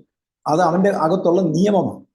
അതിന്റെ അർത്ഥം നിന്നെ എന്നും നിറച്ചു വിടാൻ എനിക്ക് ഒക്കത്തില്ല, അതുകൊണ്ട് ഒന്നും തരത്തില്ലെന്ന് പറയുന്നതിനേക്കാൾ നല്ലത് ഒരു നേരത്തേക്കെങ്കിലും കൊടുക്കാൻ കഴിയുമെങ്കിൽ ഇതുപോലെ ഒരു താൽക്കാലിക വിമോചനം ഇതിൽ നിന്ന് കൊടുക്കാൻ കഴിയും.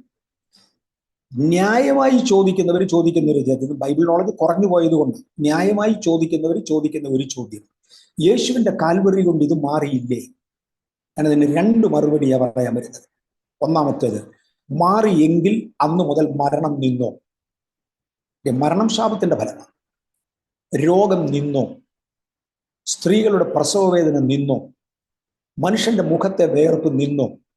ഭൂമിയിൽ നിന്ന് മുള്ളു ഉണ്ടാകുന്നത് നിന്നോ? ഇല്ലെങ്കിൽ ശാപം മാറി എന്ന് പറയാൻ ന്യായം എന്തുവാ? 2-ാമത്തെ ഭാഗം കേൾക്കുമ്പോൾ മനസ്സിലാവും, യേശുവിന്റെ കാൽവരി കൊണ്ട് വീണ്ടെടുക്കപ്പെട്ടത് നമ്മുടെ ആത്മാവ്, ശരീരമല്ല. നമ്മുടെ ശരീരത്തിന്റെ വീണ്ടെടുപ്പായ പുത്രത്വം നമ്മൾ ഇനി ഒരിക്കൽ പ്രാപിക്കും. നമ്മൾ ഇന്ന് വരെ ശരീരത്തിന്റെ വീണ്ടെടുപ്പായ പുത്രത്വം പ്രാപിച്ചിട്ടില്ല. നമ്മുടെ ആത്മാക്കളാണ് വീണ്ടെടുത്തത്. ആത്മാവിന് മരണമില്ല, ആത്മാവിന് പ്രസവവേദനയില്ല, ആത്മാവിന് ശത്രുത്വമില്ല, ആത്മാവിനെ കർത്താവ് വീണ്ടെടുത്തു. ഈ ശരീരത്തിൽ നമ്മൾ ചൊവ്വ നേരെ നടന്നാൽ ഈ ശരീരത്തിന്റെ വീണ്ടെടുപ്പ് നടക്കും. അതുവരെ താൽക്കാലിക വിമോചനങ്ങളാണ് ഈ അനുഗ്രഹവും ശാപവും എന്ന വിഷയം കൊണ്ട് വ്യക്തികൾക്കുണ്ടാകുന്നത്. വ്യക്തികൾക്ക് ഇതിനപ്പുറത്തോട്ട് ഒരുപാടുണ്ട്. എനിക്ക് തോന്നുന്നില്ല ഇന്നത്തെ സാഹചര്യത്തിൽ ഇത് വിശദീകരിക്കാൻ ഒക്കുമെന്ന്. പല സഭകളും വളരാതെ വണ്ണം പിശാച് പൂട്ടിയിരിക്കുക. മറക്കല്ലേ, ജീവൻ കൊടുക്കാൻ തയ്യാറുള്ള ഒരുപാട് സുവിശേഷകന്മാർ നമുക്കുണ്ട്, കേരളത്തിലുണ്ട്. ഉപദേശത്തിന്റെ കറതീർന്ന ഉപദേശം, ഇതുപോലെ ചില പെശകുകൾ അങ്ങിങ്ങുണ്ടെങ്കിലും ജനറലി കറതീർന്ന ഉപദേശം പഠിക്കുകയും ചെയ്യുന്നവരുണ്ട്. എന്ത് സഭകൾ വളരാത്തത്? എന്ത് സഭകൾ വളരാത്തത്? ഡോക്ടർ മാത്യു കുരുവയുടെ ചർച്ച് വളർന്നു, ഭയങ്കര വൈരാഗ്യമാണ്. ഈ ഒരു സഭ വളർന്നെന്ന് പറഞ്ഞാൽ ചെകുത്താൻ ഇരിക്കുമെന്ന് കണ്ട ഭയങ്കര വൈരാഗ്യം. പക്ഷെ എന്താ കാരണം? അവിടെ ഒരു സ്ട്രോങ് കേഴ്സ് ബ്രേക്കിംഗ് നടന്നത്. അപ്പൊ അദ്ദേഹത്തിനറിയാം, എനിക്കും അറിയാം. പലരുടെ സഭകൾ വളർന്നു. ഓരോരുത്തരുടെ പേര് പറയുന്നില്ല. പിശാചിനി അങ്ങ് എന്തോ അങ്ങ് ബഹളം ഇളകും, അതുകൊണ്ട് ഹാലിളകുമെന്ന് പറയും പിശാചിന്. അതുകൊണ്ട് അത് വേണ്ട. അനേകരധികം വളർത്തി. ഒരു 2000-3000 മുകളിലേക്ക് വളർന്ന സഭകളുടെ എല്ലാം ചരിത്രം എടുത്താൽ കേഴ്സ് ബ്രേക്ക് ചെയ്യുക. ഇതെല്ലാം ഈ കഴിഞ്ഞ ഒരു 10-20 വർഷം കൊണ്ട്, 20-30 വർഷം കൊണ്ട് ഒരു 2000-3000 മേളിലോട്ട് ഏതെങ്കിലും ഒരു സഭ വളർന്നെങ്കിൽ അവിടെയൊക്കെ കേഴ്സ് ബ്രേക്കിംഗ് നടന്നിട്ടുണ്ട്.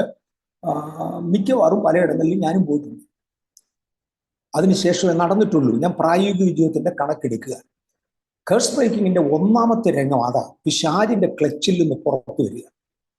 ദേശം, സഭ, സമൂഹം, കുടുംബം, വ്യക്തികൾ, ഇതൊക്കെ പുറത്തു വരിക.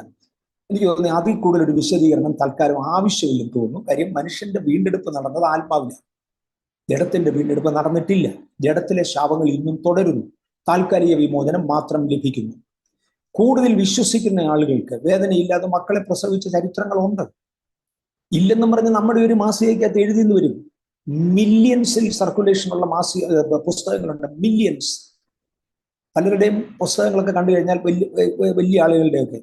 റോബർട്ട് ലൈഡൻ എന്ന് പറയുന്ന ആള് മോർ ദാൻ കോൺഗ്രേഴ്സ് എന്ന് പറയുന്നൊരു പുസ്തകം ഇറക്കിയിട്ടുണ്ട്. More than കോൺഗ്രേഴ്സ്. റോബർട്ട് ലൈഡൻ ഇവിടെ ബാംഗ്ലൂർ വന്നിരുന്നു. അയാൾ അഴുക്കാന്ന് പറയുന്നവരുണ്ട്, എന്തുമാട്ടെ. അയാൾ ഇവിടെ ബാംഗ്ലൂർ വന്നിരുന്നു. അയാളുടെ പുസ്തകങ്ങൾ മോർ ദാൻ കോൺഗ്രേഴ്സ് എന്നുള്ള പുസ്തകം ഇൻ മില്യൺസ് ആണ് വിൽക്കുന്നത്. അതിന്റെ ഒടുവിലത്തെ 2 ചാപ്റ്ററിൽ അദ്ദേഹത്തിന്റെ വൈഫ് എഴുതിയിരിക്കുകയാണ്. അവരുടെ 2ാമത്തെ കുഞ്ഞിന്റെ ജനനം നടക്കുമ്പോൾ അതിന് there was no delivery pain. നിങ്ങൾ വിശ്വസിക്കത്തില്ലായിരിക്കാം, ഞാൻ വിശ്വസിക്കുന്നു. അത് അവനവന്റെ ഇഷ്ടമല്ലേ. ഏത് വിശ്വസിക്കണമെന്നോ വിശ്വസിക്കത്തില്ലെന്നോ തിരഞ്ഞെടുക്കുന്ന അവനവന്റെ കാര്യമാണ്. ഏത് നല്ല കാര്യം പറഞ്ഞാലും എനിക്ക് വിശ്വാസമാണ്. അത് ഈ അനുഭവം കേട്ടുകൊണ്ട് പലരുടെയും ജീവിതത്തിൽ ഈ അനുഭവം ഉണ്ട് എന്ന് എന്നോട് പറഞ്ഞിട്ടുണ്ട്. തിരുവനന്തപുരത്തു നിന്ന് മാസ്റ്റേഴ്സ് ഡിഗ്രി MSc പാസ്സായ ഒരു സഹോദരി, അവർക്ക് ഇപ്പൊ എനിക്ക് 10-60 വയസ്സിൽ കൂടുതൽ പ്രായം കാണും. ഒരു 10-20 വർഷം മുമ്പ്, 20 അല്ല അതിനേക്കാളും കുറയില്ല, എന്നോട് പറഞ്ഞത് ഓർമ്മയുണ്ട്. അവരുടെ 2ാമത്തെ കുഞ്ഞ് ജനിക്കുമ്പോൾ ഈ റോബർട്ട് ലൈഡന്റെ പുസ്തകം വായിച്ചിരുന്നു. അതുകൊണ്ട് വേദന ഉണ്ടാകരുത് എന്ന് പ്രാർത്ഥിച്ചു. വേദന ഇല്ലാതെയാണ് 2ാമത്തെ കുഞ്ഞുണ്ടായതെന്ന്. ഒരു സഹോദരൻ, ബാംഗ്ലൂരിൽ ഉണ്ടായിരുന്ന ഒരു സഹോദരൻ, പേര് പറയണ്ട, എറണാകുളത്ത് ഇപ്പോൾ ഉണ്ട്.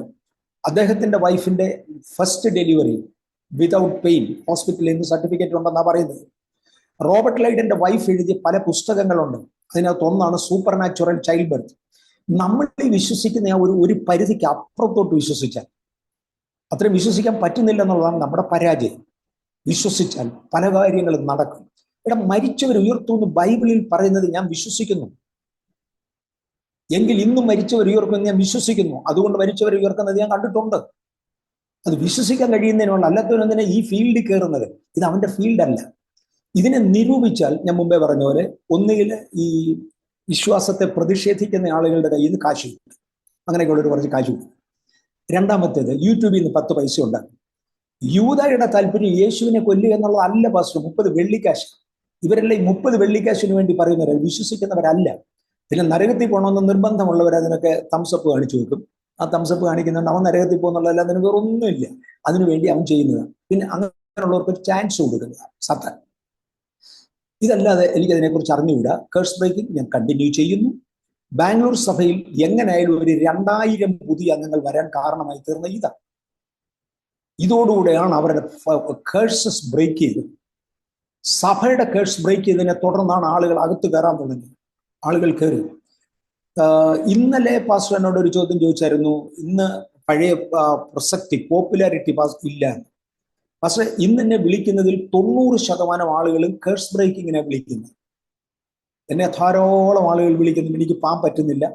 അതിന് പല കാരണം. ഒന്ന്, എൻ്റെ കുഞ്ഞുങ്ങൾ ഇറങ്ങി പ്രവർത്തിക്കാൻ തുടങ്ങി.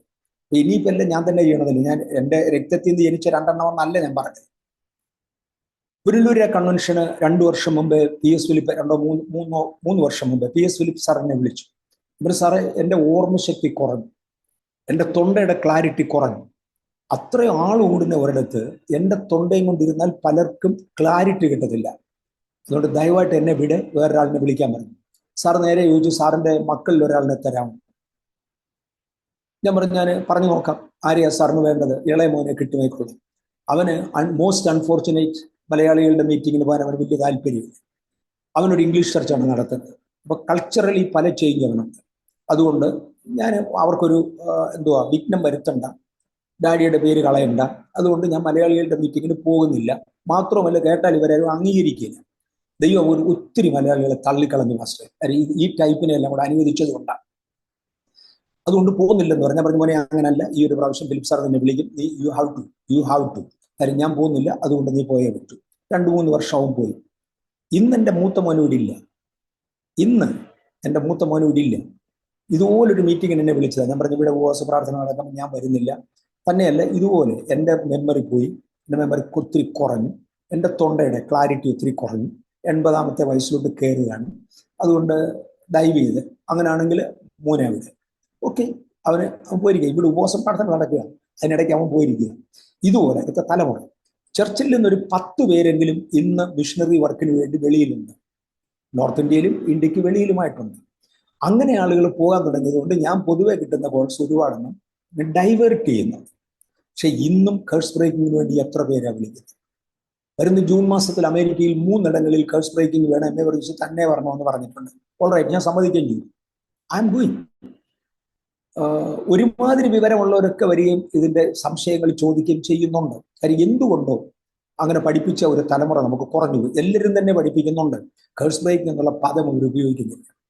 അത്രേ ഉള്ളൂ. ഇവരിതെല്ലാം ഒരു വിടുതലിന് വേണ്ടി പ്രാർത്ഥിക്കുന്നുണ്ട്. യേശു കാൽവറി മരിച്ചതുകൊണ്ടെല്ലാം തീർന്നില്ലേ? തീർന്നു. പിന്നെന്തിനെ പ്രാർത്ഥിക്കുന്നു? അങ്ങനെയാണ് പിന്നെ രോഗശാന്തി വരം വേണ്ടായിരുന്നില്ല. നമ്മുടെ രോഗങ്ങളെ കാൽവറിയിൽ വഹിച്ചു കഴിഞ്ഞു. പിന്നെന്തിനെ രോഗശാന്തി വരെ? നമ്മളെല്ലാം മനസ്സിലാക്കി തുടങ്ങി. പിന്നെന്തിനെ പ്രവചന വരെ? മോനെ, ഇതെല്ലാം ആത്മീയ അർത്ഥമാണ്. ഇതിന്റെ ഭൗതിക അർത്ഥത്തിൽ ഉപയോഗിക്കാൻ അതുമായി ബന്ധപ്പെട്ടവർക്കറിയാം.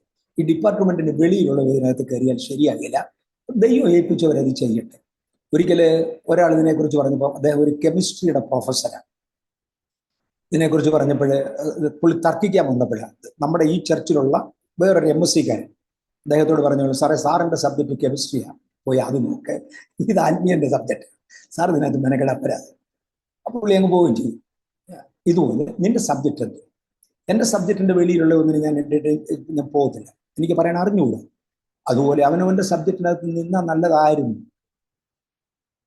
എനിക്ക് തോന്നി അതിൽ കൂടുതൽ വിശദീകരണം പറ്റുമോ മാസ്റ്റർ? ഇത്രയും സമയം കൊണ്ട് അതിന് കൂടുതൽ പ്രയാസം ഞാൻ എൻ്റെ സിസ്റ്റമാറ്റിക് ആയിട്ട് പറയാവുന്നത് പറയാം. Okay, thank you. അടുത്ത ഒരു സംശയം എന്ന് പറയുന്നത്, പൊതുവെ പ്രസംഗങ്ങളിൽ അഭിവൃദ്ധിയുടെയും ഉയർച്ചയുടെയും സമ്പത്തിൻ്റെയും കേന്ദ്രീകരിച്ചുള്ള വിഷയങ്ങൾക്ക് കൂടുതൽ ഫോക്കസ് കൊടുക്കുന്നു എന്നുള്ള ഒരു ആക്ഷേപമുണ്ട്. അത് എത്രത്തോളം ശരിയാണ്, അല്ലെങ്കിൽ അതിനെ ഒരു മറുപടി പറയാമോ? ആ പ്രസ്താവനയും ശരിയാണെന്ന് എനിക്ക് തോന്നുന്നില്ല. കാര്യം ഞാൻ അർഹിക്കുന്നതിനേക്കാൾ കൂടുതൽ അതിനെക്കുറിച്ച് പറയുന്നെന്ന് എനിക്ക് തോന്നുന്നില്ല. നിങ്ങൾ യേശുവിനെ അംഗീകരിക്കുന്നെങ്കിൽ ദൈവം നിങ്ങളെ അനുഗ്രഹിക്കുമെന്ന് ഞാൻ പറയും. അത് എല്ലാ ആസ്പെക്റ്റിലും അനുഗ്രഹിക്കും, എല്ലാ ആസ്പെക്റ്റിലും അനുഗ്രഹിക്കും. എൻ്റെ വീട്ടിൽ ഒരു ഗസ്റ്റായിട്ട് ഒരു ഫാമിലി വന്നാൽ അവർക്ക് ഇരിക്കാനുള്ള സൗകര്യങ്ങൾ ഏറ്റവും കംഫർട്ടബിളായി കൊടുക്കുന്നത് മുതൽ അവർക്ക് ഫാൻ ഇട്ട് കൊടുക്കുന്നത് ഉൾപ്പെടെ, അവർക്കൊരു ചായ കൊടുക്കുന്നത് ഉൾപ്പെടെ, അത് കഴിവുള്ളിടത്തോളം മാന്യമായ രീതിയിൽ കൊടുക്കുന്നത് ഉൾപ്പെടെ എൻ്റെ കടമയാണ്. ഇതുപോലെ തന്നെ ദൈവരാജ്യത്തിൽ വരുന്ന ഒരാളിന് എല്ലാം തന്നെ പൊതുവെ കൊടുക്കുന്നത്. അപ്പോസ്തലന്മാരൊക്കെ പറയുമ്പോഴേ, നിന്റെ ആത്മാവ് ശുഭമായിരിക്കുന്നത് പോലെ നീ സകലത്തിലും ശുഭമായിരിക്കണമെന്നാണ് പറയുന്നത്. മാത്രമല്ല പാസ്റ്റർ, ഇതിനെ എതിർക്കുന്നവർ ഒരുപാട് പേരുണ്ട്. അവരെല്ലാം പ്രോസ്പെരിറ്റിയുടെ പുറകെ. ഞാൻ കഴിഞ്ഞ ദിവസവും പറഞ്ഞായിരുന്നു, 3 കാറുള്ളവർ ഇവിടെ വരുന്നുണ്ട്. പ്രോസ്പെരിറ്റി കൊള്ളുകയില്ലെന്നവർ വരുന്നത്. എന്നാൽ മോനെ, ഈ 3 കാർ ഇവിടെ പാർക്ക് ചെയ്ത് വെച്ചാൽ അപ്പുറത്തൊരു സൈക്കിൾ ഇരിക്കുന്നു, ഇത് എടുത്തോണ്ട് പോയി അവൻ കൊണ്ടുപോകില്ല. അവന് പ്രോസ്പെരിറ്റി വേണം. ഈ പറയുന്ന പുള്ളി അവന് കിട്ടുന്നതിൽ നിന്ന് ഒരു 500 രൂപ സഭയ്ക്ക് കൊടുക്കട്ടെ, സ്വോത്ര കാഴ്ചയിൽ എടുക്കട്ടെ, ചുമ്മാ മണ്ടത്തരം പറഞ്ഞ് നടക്കാതെ ചെയ്യത്തില്ല. ഇവർക്ക് പ്രോസ്പെരിറ്റി വേണം, വേറൊരാളിന് വരാൻ പാടില്ല. ഇതേ ഉള്ളൂ. ഇതിന്റെ അർത്ഥം അയലോക്കക്കാരന്റെ പെരപ്പുറം പുകയരുത്. ഇത് അസൂയല്ലാതെ ഇതിനകത്തൊന്നുമില്ല. ഞാൻ ഇതുകൊണ്ടാണ് പറഞ്ഞത്, വ്യക്തിപരമായി എൻ്റെ അസറ്റ്സ് നിങ്ങൾ എടുക്കുക. ഞാൻ അഭിവൃദ്ധിയെക്കുറിച്ച് പറയുന്ന ആളാണ്. എൻ്റെ അസറ്റ് നിങ്ങൾ എടുക്കുക. എന്നിട്ട് നിങ്ങളുടേതിനേക്കാൾ കുറവാണെങ്കിൽ, കൂടുതലാണെങ്കിൽ എന്നോട് പറയണ്ട, ഇന്നത് കുറയ്ക്കാൻ പറ, ഞാനത് കുറയ്ക്കാം. ഞാൻ എല്ലാത്തിനകത്ത് കുറയ്ക്കാമെന്ന് പറഞ്ഞാൽ നിങ്ങൾ പറയുന്ന പോലെ കുറയ്ക്കാമെന്നല്ല, എനിക്കും കൂടെ തോന്നണം. അല്ലാതെ എല്ലാവരും പറയുന്നതിൻ്റെ പറയപ്പെട്ട് കഴുത ചുരുങ്ങിയ കഥയുണ്ട്, അതുപോലൊന്നും പോകാനായിട്ട് ഒക്കത്തില്ല. അങ്ങനെ അനാവശ്യമായിട്ടൊന്നും ഒരു അഭിവൃദ്ധിയെക്കുറിച്ച് ഞാൻ പറയുന്നില്ല. ദൈവം നിങ്ങളെ അനുഗ്രഹിക്കുമെന്ന് പറഞ്ഞു, അല്ല ദൈവത്തിൻ്റെ പുറകെ വന്നു കഴിഞ്ഞാൽ നീ തെണ്ടുമെന്നൊന്നും പറയത്തില്ല. പലർക്കും ബുദ്ധിമുട്ടുണ്ടാകും. ഞാൻ അതും കൂടെ ഒരു കാര്യം പറയും. ഞാൻ മുമ്പേ ഒരു കാര്യം പറഞ്ഞായിരുന്നു, ചിലതോട് അറ്റാച്ച് ചെയ്യുന്നു. അത് ഞാൻ ഇവിടെ അറ്റാച്ച് ചെയ്യാം. ഓക്കെ, ആദ്യമേ പലർക്കും ബുദ്ധിമുട്ടുണ്ടാകും. പക്ഷെങ്കിൽ ഞാൻ ഇതുവരെ അനാവശ്യമായിട്ട് സംസാരിച്ചിട്ടില്ല. ഏറ്റവും യോഗ്യമായും മാന്യമായും മാത്രം നിങ്ങൾക്ക് ദൈവം നിങ്ങളെ അനുഗ്രഹിക്കും എന്ന് പറയാറുണ്ട്. രോഗി സൗഖ്യമാകുമെന്ന്, അത് അഭിവൃദ്ധിയാണ്. ദീർഘായുസ് ദൈവം തരുമെന്ന്, അത് അഭിവൃദ്ധിയാണ്. അതിൻ്റെ അർത്ഥം ഒരാളിടയ്ക്ക് മരിച്ചുകൊണ്ട് നഷ്ടപ്പെട്ടെന്നല്ല. നോ, അത് ഞാൻ പറയത്തില്ല. അതൊക്കെ എക്സെപ്ഷണൽ കേസസ് കാണും. യേശു ക്രിസ്തു ശിഷ്യന്മാരെ വിളിക്കുമ്പോൾ പത്രോസിനെയും കൂട്ടരെയും വിളിച്ചില്ല. യേശു, അതിനേക്കാൾ കൂടുതൽ വേറെ ആരും നമുക്ക് മാതൃകയില്ല. യേശു വിളിക്കുമ്പോൾ ഞാൻ നിന്നെ മനുഷ്യരെ പിടിക്കുന്നവരാക്കും വരാനാവും, നിന്നെ തലകീഴായി കുരിശിച്ചേക്കാമെന്നല്ല പത്രോസിനോട് പറഞ്ഞു. അദ്ദേഹത്തിന്റെ അന്തം അതായിരുന്നു. അദ്ദേഹത്തെ തലകീഴായി കുരിശിക്കായിരുന്നു. അത് യേശുവിനെ അറിയുകയും ചെയ്യാൻ വിളിക്കുമ്പോഴേ, പത്രോസെ നീ എന്നെ അനുഗമിക്കുക, നിന്നെ തലകീഴായി കുരിശിച്ചേക്കാന്ന് പറഞ്ഞാൽ ആ പുള്ളി ജീവനം കൊണ്ട് കൂടുമായിരുന്നു. കാര്യം അന്നത് കേൾക്കത്തക്ക പ്രാപ്തി അദ്ദേഹത്തിനായിട്ടില്ല. അത് പരിശുദ്ധാത്മാവിന്റെ അഭിഷേകത്തിലും ദൈവകൃപയിലും വളർന്നു കഴിഞ്ഞ ശേഷം മാത്രമേ ത്യാഗത്തെക്കുറിച്ച് അദ്ദേഹത്തിന് മനസ്സിലാകത്തുള്ളൂ. അതുകൊണ്ട് അദ്ദേഹത്തോട് ഏറ്റവും കൂടുതൽ പറഞ്ഞത്, എന്നെ അനുഗമിക്കാൻ, ഞാൻ നിന്നെ മനുഷ്യരെ പിടിക്കുന്നവരാക്കും. നിങ്ങൾ ഇസ്രായേൽ ഗോത്രം 12 ന്യായം വിധിക്കും. ഇതൊക്കെയാണ് യേശു പറഞ്ഞ പ്രോമിസ്. തെറ്റാ? ഇദ്ദേഹത്തോട് പെർമിഷൻ എടുത്തിട്ടായിരുന്നു യേശുവിനെ പ്രസംഗിക്കേണ്ടത്? ഒന്നുമല്ല. യേശുവിനറിയാം. ഞാനും അതുപോലെ തന്നെയാണ്. ഒരാൾ കർത്താവിലേക്ക് വരുമ്പോൾ അവൻ വിശ്വസിക്കുവാനും ആശ്രയിക്കാനും കൊള്ളാവുന്ന നല്ല ആശയങ്ങൾ പറയും. അവന്റെ വളർച്ചയിൽ അവന് മനസ്സിലാവും. ഞാൻ മുമ്പേ പറഞ്ഞായിരുന്നല്ലോ ഒരു കാര്യം കൂടെ അറ്റാച്ച് ചെയ്യാമെന്ന്. ഞാൻ അവിടെ ഒന്നുകൂടെ വന്നോട്ടെ. ഞാൻ ഇന്ന് പേര് പറയാൻ ഓർക്കുന്നില്ല. പക്ഷേ ഫസ്റ്റ് കെ എബ്രഹാമിന്റെ ടീച്ചിങ്സ് ഞാൻ എൻ്റെ കൊച്ചു പ്രായത്തിൽ ചമ്രം പടഞ്ഞ് അദ്ദേഹത്തിന് മുമ്പിലിരുന്ന് കേട്ടിട്ടുണ്ട്. തിരിച്ച് ഒറ്റ ചോദ്യം ചോദിക്കാൻ എനിക്ക് അവസരം കിട്ടിയിട്ടില്ല. ഞാൻ ചോദിച്ചിട്ടില്ല. പക്ഷെ അദ്ദേഹം പഠിപ്പിച്ചതൊക്കെ എൻ്റെ അകത്തിരിപ്പുണ്ട്. ആ തന്ന ടീച്ചിങ്സിൽ നിന്ന് വ്യത്യസ്തമായി ഇന്ന് വരെ ഞാൻ പോയിട്ടില്ല. കുറച്ചുകൂടെ പ്രായമായ ശേഷമാണ് ഞാൻ പി എം ഫിലിപ്പ് സാറിനെ കണ്ടത്. പി എം ഫിലിപ്പ് സാർ ഞാനും കൂടെ മണിക്കൂറുകൾ സംസാരിച്ചിട്ടുണ്ട്. ഞാൻ സ്നാനപ്പെടുന്നതിന് മുൻപേ എൻ്റെ 12ാമത്തെ വയസ്സിൽ അദ്ദേഹത്തിനോട് ഒരുപാട് ക്രോസ് ക്വസ്റ്റ്യൻ ചോദിച്ചു. എന്നിട്ട് അദ്ദേഹം അന്ന് പറഞ്ഞൊരു വാചകം, എൻ്റെ ബൈബിൾ സ്കൂളിൽ 3 വർഷം പഠിച്ച വിദ്യാർത്ഥികൾക്ക് അറിയാൻ വയ്യാത്ത കാര്യങ്ങൾ ഇവൻ അറിയാം, അതുകൊണ്ട് ഇവനെ സ്നാനപ്പെടുത്താതെ വെള്ളം വിലക്കാൻ പറ്റത്തില്ല എന്ന് പി എം ഫിലിപ്പ് സാറാണ് പറഞ്ഞത്. അദ്ദേഹത്തിന്റെ അറിവിൽ എൻ്റെ 12ാമത്തെ വയസ്സിൽ അത്രയും വിവരം ഉണ്ടായിരുന്നു. ഇന്ന് ആത്മലോകത്തിൽ കാണുന്ന പ്രധാനികളായ ആളുകളോടെല്ലാം ഞാൻ സംസാരിച്ചിട്ടുണ്ട്. പാസ്റ്റർ ടി ജി ഉമ്മച്ചന്റെ വീട്ടിൽ പോയി 1-2 മണിക്കൂർ സംസാരിച്ചിട്ടുണ്ട്. അന്ന് ആത്മവിശ്വതയില്ല. പക്ഷെ പല പുതിയ ആശയങ്ങളും നോമിനൽ ചർച്ചസിൽ ഇല്ലാത്ത പലതും വന്നുകൊണ്ടിരുന്നു. അതുകൊണ്ടാണ് ഞാൻ സംസാരിച്ചത്. ഒരു ഉദാഹരണം പറയാം. കേരളത്തിൽ ഒരു സഭയിൽ എന്നതാ ഓർഗൻ, നമ്മുടെ ഒരു കീബോർഡ്, ഒരു ഓർഗൻ വാങ്ങിച്ച ചർച്ച് പൊളിഞ്ഞുപോയി. ഒരു ദന്തം അടിക്കുന്ന ഡ്രം മാത്രമേ പറ്റത്തുള്ളെന്നായിരുന്നു അവിടെ ഇരുന്ന അപ്പൂപ്പന്മാരുടെ ധാരണ. അല്ല, അതിനേക്കാൾ പുതിയത് ഒക്കും എന്ന് പറഞ്ഞതുകൊണ്ട് ചർച്ച് 2ആയി പൊട്ടിപ്പോയി. ഇതുപോലുള്ള ചില ആശയങ്ങൾ ഞാൻ ടി ജി ഉമ്മച്ചൻ പാസ്റ്ററുമായിട്ട് സംസാരിച്ചിട്ടുണ്ട്. അപ്പോഴത്തേക്ക് എനിക്കും ചർച്ച ഉണ്ട്, തീരെ ചെറിയ തോതിലെങ്കിലും. തീരെ ചെറിയ തോതിലല്ല, അപ്പോഴത്തേക്ക് എനിക്ക് 300 പേരായി. ഞാൻ അദ്ദേഹത്തോട് സംസാരിച്ചിട്ടുണ്ട്. മാത്രമല്ല, ഇവിടെ വട്ടത്തിലുള്ള സഭകളെല്ലാം എനിക്കെതിരായിരുന്നു. 200 ക്രോസ് ചെയ്തപ്പോഴത്തേക്ക് എതിരായി. ആ സാഹചര്യത്തിൽ എന്നോട് സംസാരിക്കണം എന്ന് ടി ജി ഉമ്മച്ചൻ അപ്പച്ചന് താല്പര്യം ഉണ്ടായിരുന്നതുകൊണ്ടാണ് വിളിച്ചത്. അദ്ദേഹത്തിന്റെ വീട്ടിൽ പോയി. അദ്ദേഹം എന്നോട് പറഞ്ഞൊരു പദം, എന്നും പുതിയ ആശയങ്ങൾ ദൈവത്തിനുണ്ട്. ദൈവത്തിന്റെ മനുഷ്യൻ ദൈവത്തിന്റെ വായിൽ നിന്ന് വരുന്ന സകല വചനങ്ങൾ കൊണ്ട് ഉപജീവനം കഴിക്കണമെന്ന് പറയുന്നിടത്ത് everything that proceedeth out of the mouth of God, നിങ്ങൾക്ക് അന്നന്നത്തേക്കുള്ള ആഹാരം തരണം, അന്നന്നത്തേക്ക് ആവശ്യമുള്ള ആശയങ്ങൾ അതിനകത്ത് കാണും. ഇന്നലത്തേതും കൊണ്ട് തിരിക്കാനല്ല, എന്നും പുതുമകളുണ്ട്. അത് കേട്ട് വളരാനാണ് ദൈവം നമ്മെക്കുറിച്ച് ആഗ്രഹിക്കുന്നത്. അദ്ദേഹം അത് പറയാൻ കാര്യമുണ്ട്. ശിശുക്കളെ സ്നാനപ്പെടുത്തുന്ന കാലത്ത് അങ്ങനെ അല്ലെന്ന് പറഞ്ഞ പുതുമ അദ്ദേഹം കൊണ്ടുവന്നു. അത് ദൈവവചനത്തിലുള്ളതാണ്. അല്ല ദൈവത്തിന്റെ പ്രമാണമാണ്. അവൻ അത് ചെയ്യാത്ത പിതാക്കന്മാരൊക്കെ അവരെന്നേലും കാണിക്കട്ടെ. ദൈവത്തിന്റെ വചനത്തിൽ നമുക്ക് കിട്ടിയ സത്യം നമ്മൾ അറിയണം. അന്യഭാഷ സംസാരിക്കുന്നത് അദ്ദേഹത്തിന് കിട്ടിയ പുതുമയും അദ്ദേഹം അത് അംഗീകരിച്ചു. അങ്ങർക്ക് എങ്ങനെ പറയാൻ നോക്കുന്നത് പുതുമ പാടില്ല, പഴയത് തന്നെ ഇരിക്കണമെന്ന്? അദ്ദേഹം പറഞ്ഞു, മോനെ ഓരോ തലമുറയിലും, മോനെ എന്ന് തന്നെ വിളിച്ചു, മോനെ ഓരോ തലമുറയിലും ദൈവത്തിന് പുതുമകൾ കാണും, അത് നമ്മൾ അംഗീകരിക്കണം. പക്ഷെ ദൈവത്തിന്റെ നാണെന്ന് ഉറപ്പുവരുത്തണം. ഇത് മാത്രമേ ഞാൻ ചെയ്തിട്ടുള്ളൂ. ഒരുപാട് പുതിയ ദർശനങ്ങൾ, വെളിപ്പാടുകൾ ദൈവം ഏൽപ്പിച്ചിട്ടുണ്ട്. തിരുവചനത്തിൽ നിന്നാണെന്ന് ഉറപ്പ് ലഭിച്ചു. ഇത് കഴിഞ്ഞ ശേഷം എല്ലാ സഭാ നേതാക്കന്മാരുമായിട്ട് പാസ്റ്റർ പി ജെ തോമാച്ചായൻ, ഷാരോൻ പെന്തക്കോസ്തിന്റെ പ്രസിഡന്റ്, ദൈവത്തിന്റെ കരുണയാൽ എൻ്റെ വീട്ടിൽ വന്ന് എൻ്റെ കൂടി ഇരുന്ന് മണിക്കൂറുകൾ ഇരുന്ന്, ഞങ്ങൾക്കൊന്നും ഇരിക്കാനൊന്നും ഇല്ല പാസ്റ്ററെ, അവരെ ഒന്ന് ഇരുത്താനുള്ള അക്കോമഡേഷൻ ഞങ്ങൾക്കില്ല, ഞങ്ങൾക്കില്ല. മൈസൂർ ബേച്ചാൻ എന്നും പറഞ്ഞ ഒരാളുണ്ട്, കോടീശ്വരൻ. മൈസൂരിൽ ഒരു 6 ഏക്കറിനകത്ത്, മൈസൂർ സിറ്റിക്കകത്ത് ഒരു 6 ഏക്കറിനകത്തായിരുന്നു അദ്ദേഹത്തിന്റെ വീട്. ഇന്ന് 2-3 മക്കളുണ്ട്, അവർക്കൊക്കെ ആയി പൗത്തു. കോടീശ്വരൻ അച്ഛൻ വീട്ടിൽ വന്നു. ഞാൻ തികച്ചും അംഗീകരിക്കുന്ന ഒരു ഭക്തനായ മനുഷ്യനാണ്, വലിയ ബിസിനസ്സുകാരൻ നമ്മുടെയാണ്. ചർച്ച് ഓഫ് ഗോഡിന്റെ കർണാടകത്തിന്റെ ഓവർസിയറാണ്. ചർച്ച് ഓഫ് ഗോഡിന്റെ കർണാടകത്തിന്റെ ഓവർസിയറാണ്. അച്ഛൻ വീട്ടിൽ വന്നു. അതിനുശേഷം ഒരിക്കൽ ചർച്ച് വന്നു സംസാരിച്ച കൂട്ടത്തിൽ പരസ്യമായി അദ്ദേഹം മൈക്കിൽ ഇങ്ങനെ പറഞ്ഞു, എം എ ബ്രൂസിന്റെ വീട് ഞാൻ ആദ്യം വിസിറ്റ് ചെയ്യുമ്പോൾ ഇരുത്താൻ ഒരു കസേര ഇല്ല എന്നതുകൊണ്ട് മൂട എന്ന് പറയുന്ന ഒരു സാധനമുണ്ട്, ഞാൻ നോർത്ത് ഇന്ത്യയിൽ നിന്ന് പോരുമ്പോൾ കൊണ്ടുവരുന്ന 2 അതിലൊന്നത്തിൽ അച്ഛനെ ഇരുത്തിയത്. ഇന്ന് ദൈവം വളർത്തി എന്ന് പറഞ്ഞാൽ ഇരിക്കാൻ കസേര തന്നു, അതിക്കൊന്നും അല്ല ഞാൻ പറഞ്ഞത്. ഈ എല്ലാ ലീഡേഴ്സുമായിട്ട് സംസാരിച്ചിട്ടുണ്ട്. കാനവച്ചൻ വീട്ടിൽ വന്ന് ദിവസങ്ങൾ താമസിച്ചിട്ടുണ്ട്. വാര്യവരെ യോനാച്ചൻ ഞങ്ങളുടെ കൂടെ താമസിച്ചിട്ടുണ്ട്. ലീഡേഴ്സ് എല്ലാം, കെ.വൈ. ദീവർഗീസ് നന്നായി ഉപദേശം പറയുന്ന ആളാണ്, ഞങ്ങളുടെ കൂടെ താമസിച്ചിട്ടുണ്ട്. ഇവരുമായിട്ടെല്ലാം ഞാൻ കാര്യങ്ങൾ ഷെയർ ചെയ്തിട്ടുണ്ട്. പി.എ.വി. സാം വന്ന് താമസിച്ചിട്ടുണ്ട്. അദ്ദേഹം എൻ്റെ വീട്ടിൽ താമസിച്ചിട്ടില്ല, വീട്ടിൽ ഇരുന്ന് സംസാരിച്ചിട്ടുണ്ട്. അടുത്ത് എവിടെയോ ആയിരുന്നു താമസിച്ചത്. പാസ്റ്റർ പി ഡി ജോൺസൺ ഇവിടെ വന്ന് ഞങ്ങളുടെ കൂടെ താമസിച്ചിട്ടുണ്ട്. ഈ ചർച്ച് ലീഡേഴ്സ് വരുന്നവരോടെല്ലാം എനിക്ക് വേണ്ടതെല്ലാം ചോദിക്കും. റോൺ ചാൾസ് വേറൊരു ഭാഗത്തോട്ട് ഇറങ്ങിയാൽ, റോൺ കെനോലി, ആരായിരുന്നു, റോജർ ഹോസ്മ ഇവരെല്ലാം വീട്ടിൽ വന്ന് താമസിച്ചിട്ടുണ്ട്. റോൺ ചാൾസ് വീട്ടിൽ വന്ന് താമസിച്ചിട്ടുണ്ട്.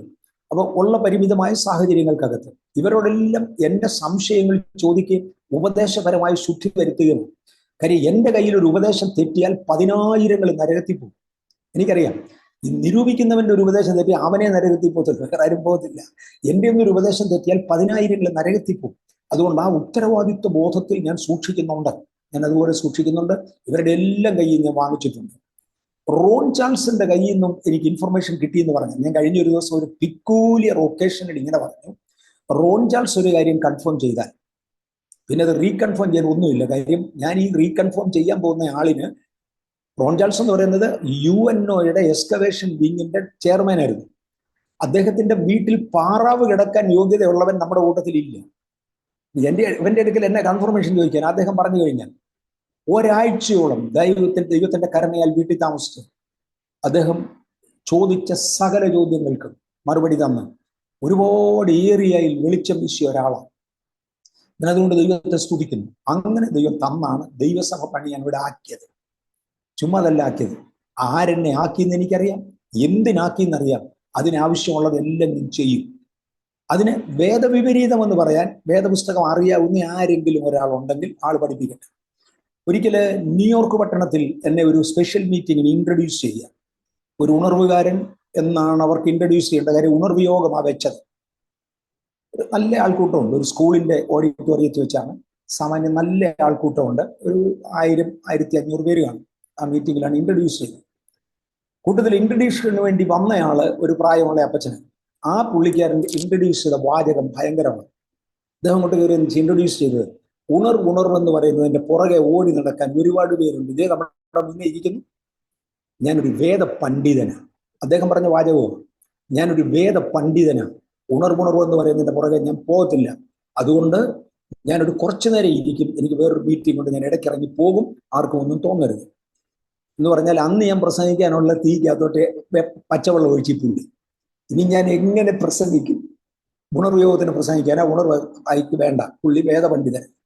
ഞാൻ പിന്നെ എഴുന്നേറ്റ് വെച്ച് അതിനെ കട്ട് ചെയ്തൊരു സെന്റൻസ് കൊണ്ട് തുടങ്ങി. ഞാൻ പറഞ്ഞു, ഈ വേദപണ്ഡിതന്മാരായ ഒരാളിനെ കണ്ടുപിടിക്കാൻ ഞാൻ ഇങ്ങനെ നടക്കുക. കാര്യം വേദപുസ്തകത്തിൽ നിങ്ങൾ പോകുമ്പോൾ മരിച്ചവരെ ഉയർപ്പിക്കണമെന്ന് പറഞ്ഞിട്ടുണ്ട്. ഇതിൽ ഏതു ഭാഗം പറഞ്ഞാലും മരിച്ചവരെ ഉയർത്തുന്നത് എനിക്കൊരു പിടിയില്ല. എനിക്ക് വേദപുസ്തകത്തിലെ അറിവ് കുറവുകൊണ്ടാണ്. ഏതായാലും അപ്പച്ചന് അറിവുണ്ടല്ലോ, നമുക്ക് ഒരുമിച്ച് കല്ലറ നിരത്താം. രണ്ടെണ്ണത്തെ ഉയർപ്പിച്ചേച്ച് പറയും എനിക്ക് വിവരമുണ്ടെന്ന്. ഇല്ല, എന്നെ പോലെയുള്ള പച്ച അതിക്ക് ഒന്നുമില്ല. നമുക്കൊരു ഉപദേശം ഉണ്ടെങ്കിൽ ആ ഉപദേശത്തിന് പ്രൂഫ് കാണും, അത് റിസൾട്ടാണ്.